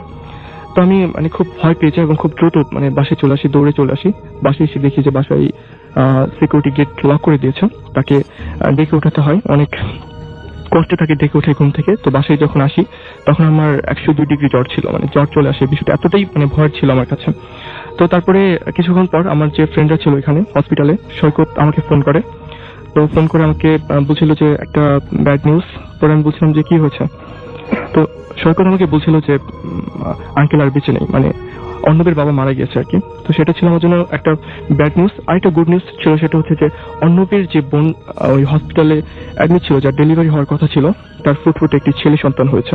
তো বিষয়টা আমার কাছে মানে খুবই একটু অদ্ভুত মনে হয়েছিল যে আমার যে দুঃসংবাদ ছিল একটি, এবং সেই সাথে একটি ভালো সংবাদ ছিল। তো পরদিন আমি আবার হসপিটালে যাই। সেদিনটা ছিল মানে পুরো একটা কান্নার একটা অবস্থা ছিল, এবং সেই সাথে একটা ভালো লাগার অবস্থা ছিল, যেহেতু তার বোনের একটা নিউ বেবি হয়েছে। তো তারপরে আমি বিষয়টা একটু খেয়াল করে দেখলাম যে বেবিটা কিন্তু দেখেছিলাম, যার চেহারাটা ছিল অনেক ফর্সা, ধবধবে ছিল, এবং সেই নবজাত শিশুটির মতোই আমি তাকে আমার কাছে কেন যে মনে হয়েছিল যে মেবি সেই বেবিটা কি এটা, সেই আনসারটা আমি এখনো খুঁজে পাইনি। যারা লিসনার্সরা শুনছেন তারা চিন্তা করবেন, তারা ভাববেন যে বিষয়টা আসলে যেটা আমার সাথে হয়েছে সেটা কি সত্যি আমার হ্যালুসিনেশন ছিল। ওকে, থ্যাঙ্কস, আপনাকে অনেক ধন্যবাদ। আপনার আমরা চলে যাচ্ছি আমাদের লাস্ট ঘটনায়। আমাদের আরো একজন অতিথি আছেন, আমরা তার কাছে শুনবো। নতুন তিনি এসেছেন আমাদের এখানে, তিনিও। এবং আপনার নামটা একটু প্লিজ বলবেন, এবং আপনি খুব নার্ভাস, তারপরে আপনার নামটা বলবেন এবং আপনি কোথা থেকে এসেছেন একটু বলেন। জি, আমি মোহাম্মদ হাসিব, বিএন কলেজ ঢাকায় পড়াশোনা করতেছি, এবার সেকেন্ড ইয়ারে। ওকে, শুনি আমরা ঘটনা আপনার। জি, আসলে আমি যে ঘটনাটা এখন শেয়ার করব, এই ঘটনাটা আমার নিজের জীবনে ঘটেনি, আমার এক দুঃসম্পর্কের কাজিনের কাছ থেকে শোনা। আগে বলে রাখি, আমার কাজিন ম্যারিড। মূল ঘটনাটা হয় আমার কাজিনের বাবার বাড়িতে। আমি এখন বাবার বাড়ির বর্ণনাটা দিয়ে নেই। আমার কাজিনের বাবা মা যে বাড়িতে থাকতো, বাড়িটা ছিল 5 তলা একটা বিল্ডিং, বাবা মারা থাকতো 3 তলায়। তার ঠিক পাশে একটা 3 শেড বাসা ছিল, যার পাশে একটা বেলগাছ ছিল। এই ছিল আসলে বাড়ির বর্ণনা। হ্যাঁ জি, তারপরে বলেন। ওই বাড়িতে একটা ফ্যামিলি থাকতো, যে ফ্যামিলিতে ছিল মা ও তার 2 ছেলে মেয়ে। সাম হাও আর কি মেয়েটা গলায় ফাঁসি দেয়, তেন অন্যান্য লাশের মতো লাশকে কবর দেওয়া হয় গ্রামের বাড়িতে নিয়ে। এই ঘটনার ঠিক 2 দিন পরে সকালে আমার কাজিন তার হাজবেন্ডকে নিয়ে বাবার বাড়িতে বেড়াতে যায়। দেন তারা সারাদিন ঠিক মতো কাটায়, রাতে খাওয়া দাওয়া শেষ করে ঘুমিয়ে পড়ে। মিনিমাম রাত 2টা কি 2:30টার দিকে আমার কাজিনের হাজবেন্ডের হঠাৎ করে ঘুম ভেঙে যায়। ঘুম ভেঙে ঘুম চোখে উনি দেখে যে জানালার পর্দাটা সরানো, বাট ভাইয়া যখন ঘুমিয়েছিল তখন দরজা কি পর্দাটা লাগিয়ে ঘুমিয়েছিল। পরে ভাইয়া যখন পর্দাটা লাগাতে যাবে তখন উনি বাইরে লক্ষ্য করে যা দেখে তা হলো তার সেই বাসার পাশে যেই বাড়িতে কি মেয়েটা গলা ফাঁসি দিয়েছিল, সেই বাড়ির পাশে বেলগাছের উপরে ফিমেল অবয়বের কিছু একটা উল্টা দিক হয়ে বসে আছে। আচ্ছা। তো ভাইয়া দেখে খুব নার্ভাস হয়ে যায়, সাথে সাথে আপুকে ঘুম থেকে জাগায় এবং ঘটনাটা পুরোটা বলে দেখায়। দেন আপু ঘটনা দেখে নিজেকে আর কন্ট্রোল করতে পারে নাই, ভয়ে চিৎকার শুনে ওই ফিমেল অবয়বটা পিছনে ঘুরে আপুদের দিকে আর কি তাকায়। পরে আপু এবং ভাইয়া যা দেখে আর কি, ওই ফিমেল অবয়বটার কোনো গলা ছিল না, চোখগুলা লাল ছিল। পরে এটা দেখে আমার কাজিন সেন্সলেস হয়ে পড়ে। ভাইয়া কি করবে না করবে বুঝে উঠতে পারে না। চিৎকার শুনে কাজিনের বাবা মা পাশের রুম থেকে দৌড়ে আসে আর কি। এসে দেখে ভাইয়া খুব নার্ভাস, ঘামানো আর কি অবস্থায়। তখন ভাইয়াকে জিজ্ঞাসা করে কি হয়েছে না হয়েছে। পরে ভাইয়া পুরোপুরি বলতে পারে না, মোটামুটি বলে আর কি, নার্ভাস যেহেতু ছিল। তারপর হাত দিয়ে ইশারা করে দেখে আর কি। পরে বাবা মা যখন ওই ঘটনার কি হয়েছে দেখতে যায়, তখন আর ওই গাছের উপরে কিছুই দেখে না। এই ঘটনার পর সেদিন রাতে আর কি আমার কাজিনরা রাতে ঘুমাতে পারেনি। পরদিন সকালে তারা আর বাবার বাড়িতে থাকে না, নিজের বাড়িতে চলে আসেন। দেন এই ঘটনার কিছুদিন পর আমার কাজিনের হাজবেন্ড এই ঘটনাটা এক হুজুরকে শেয়ার করে। হুজুর যা বলে আর কি, হুজুর বলে যে আপনার যে ফিমেল অবয়বটা দেখেছেন, সেই ফিমেল অবয়বটা ছিল ওই ফাঁসি দেওয়া মেয়ের আত্মাটা। আর ওই গলায় ফাঁস দেওয়ার কারণে ফিমেল অবয়বটা কোনো গলা ছিল না, বা আপনারা দেখেননি। আর একটা কথা ভাইয়া, যারা গলা ফাঁস দিয়ে নাকি মারা যায় তাদের নাকি কবরে জায়গা হয় না, আল্লাহ নাকি তাদের মৃত্যুর পর দুনিয়াতে এভাবে শাস্তি দেয়। ওকে, আসলে ভাই এই ছিল আমার ঘটনা। আপনাকে অনেক ধন্যবাদ। প্রিয় লিসেনার, আজকে আপনাদের সাথে বাছাইকৃত এমন একটি ভয়ানক ভূতের গল্প শেয়ার করব। তো গল্পটির নাম হচ্ছে রাতের শেষের কবর। গ্রামের নাম কুমরাইপুর, গ্রামের দক্ষিণ পাশে একটি পুরনো অন্ধকার কবরস্থান, চারদিকে শুষ্ক গাছ, বাতাস নেই, আর রাতে যেখানে গেলে কুকুরও নাকি ঘেউ ঘেউ করতে সাহস পায় না। এই কবরস্থানে বহু বছর ধরে কাজ করত গোরুদ্দক রফিক। গোরুদ্দক রফিক। মানুষ তাকে খুব একটা পছন্দ করতো না, কারণ সে কবর খুঁড়তে খুঁড়তে প্রায়শই অদ্ভুত কথাবার্তা বলতো। রাত হলেই কবরের ভিতর শব্দ হয়, মাটির নিচে কেউ নড়ে। গ্রামবাসী এসবকে পাগলের প্রলোভ ভেবে হেসে উড়িয়ে দিত। একদিন সন্ধ্যায় হঠাৎ গ্রামের মসজিদের মাইকে থেকে ঘোষণা এলো, রাতে একটা জরুরি কবর খুঁড়তে হবে। একটি অচেনা মৃতদেহ পাওয়া গেছে। সবার সন্দেহ এটা কোনো সাধারণ মৃত্যু নয়। রাত গভীর হলো, বাতাস যেন থেমে গেল। রফিক কোদাল, ঘোড়া, লাঠি আর লণ্ঠন নিয়ে কবরস্থানে ঢুকলো। চারপাশ নিস্তব্ধ, মনে হচ্ছিল কেউ তার পিছনে দাঁড়িয়ে আছে। সেই জায়গাটা খুঁজে নিয়ে কবর খোঁড়া শুরু করলো। মাটি নরম ছিল না, অদ্ভুত শক্ত, যেন কেউ ভেতর থেকে চেপে ধরে রেখেছে। খুঁড়তে খুঁড়তেই রফিক হঠাৎ শুনল টুক টুক টুক। মাটির নিচে যেন কেউ আঙ্গুল দিয়ে কাঠ বা ঢাকনা চাপছে। সেই থমকে দাঁড়ালো। লণ্ঠনের আলো দুলে উঠল। হঠাৎ আবার টুক টুক টুক। এবার শব্দটা একটু জোরে। রফিকের গলা শুকিয়ে গেল, কিন্তু কাজ থামল না। সে ভাবল শব্দটা হয়তো আমারই কল্পনা। কিন্তু পরের মুহূর্তে শব্দটা বদলে গেল। খোলা দরজা খোলা, একটা অস্পষ্ট মৃত কণ্ঠ। তার মনে হলো মাটির নিচেই কথা বলছে। দম বন্ধ হয়ে আসা আতঙ্ক নিয়ে সে আরও দ্রুত খুঁড়তে লাগলো। কিছুক্ষণ পর কোদালের আঘাত কোথাও লেগে ঠন করে উঠে গেল। একটা কফিন। সে ঢাকনা পরিষ্কার করতে মাটির সরাতেই দেখল কফিনের কাঠের ভেতর দিক থেকে আশ্রের দাগ, নখের টুকরো আর রক্তের দাগ। মানুষটা জীবিত অবস্থায় কফিনে ঢোকানো হয়েছিল। ঠিক তখনই কফিনের ঢাকনা ভেতর থেকে ধীরে ধীরে কাঁপতে শুরু করলো। ধরফর ধরফর, যেন কেউ ভেতর থেকে উঠে আসতে চাইছে। রফিক ভয়ে কোদাল ফেলে দৌড়াতে গেল, কিন্তু তার পা কিছুই একটা মাটির নিচে ধরে ফেলল। সে পড়ে গেল। মাটি নড়ছে, মাটির নিচে যেন হাত উঠছে, আঙুলের ছাপ শীতল কাদায় ভেজা। হঠাৎ কফিনের ঢাকনা চির করে ফেটে গেল। তার ভেতর থেকে বেরিয়ে এলো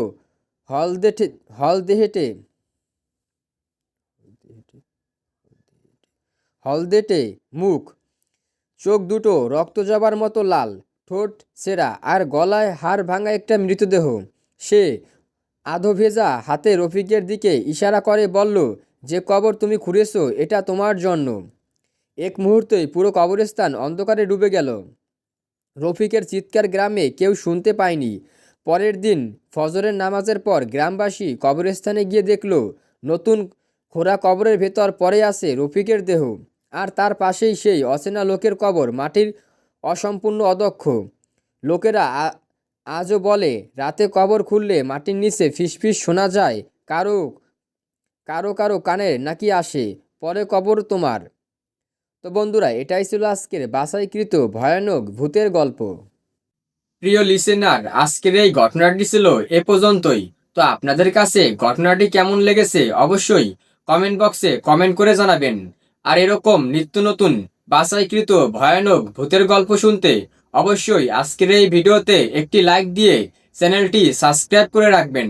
তাহলে প্রতিনিয়ত আমার এই চ্যানেলে রাত 9টার সময় বাছাইকৃত ভয়ানক ভয়ানক ভূতের গল্প পেয়ে যাবেন। তাই অবশ্যই আজকের এই ভিডিওতে একটি লাইক দিয়ে চ্যানেলটি সাবস্ক্রাইব করে রাখবেন, এবং আপনাদের সঙ্গে ঘটে যাওয়া ঘটনা সেটাও কিন্তু আমার সঙ্গে শেয়ার করতে পারেন। তাই কিন্তু ইমেল করতে পারেন অথবা হোয়াটসঅ্যাপে ভয়েস মেসেজ পাঠাতে পারেন। তাহলে আপনাদের ভয়েস মেসেজ আমি পরবর্তী ভিডিওতে শুনিয়ে দেব।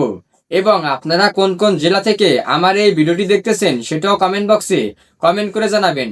তাহলে পরবর্তী ভিডিওতে আপনাদের জেলার নাম আমি দেখিয়ে দেব। তো সকলে ভালো থাকবেন।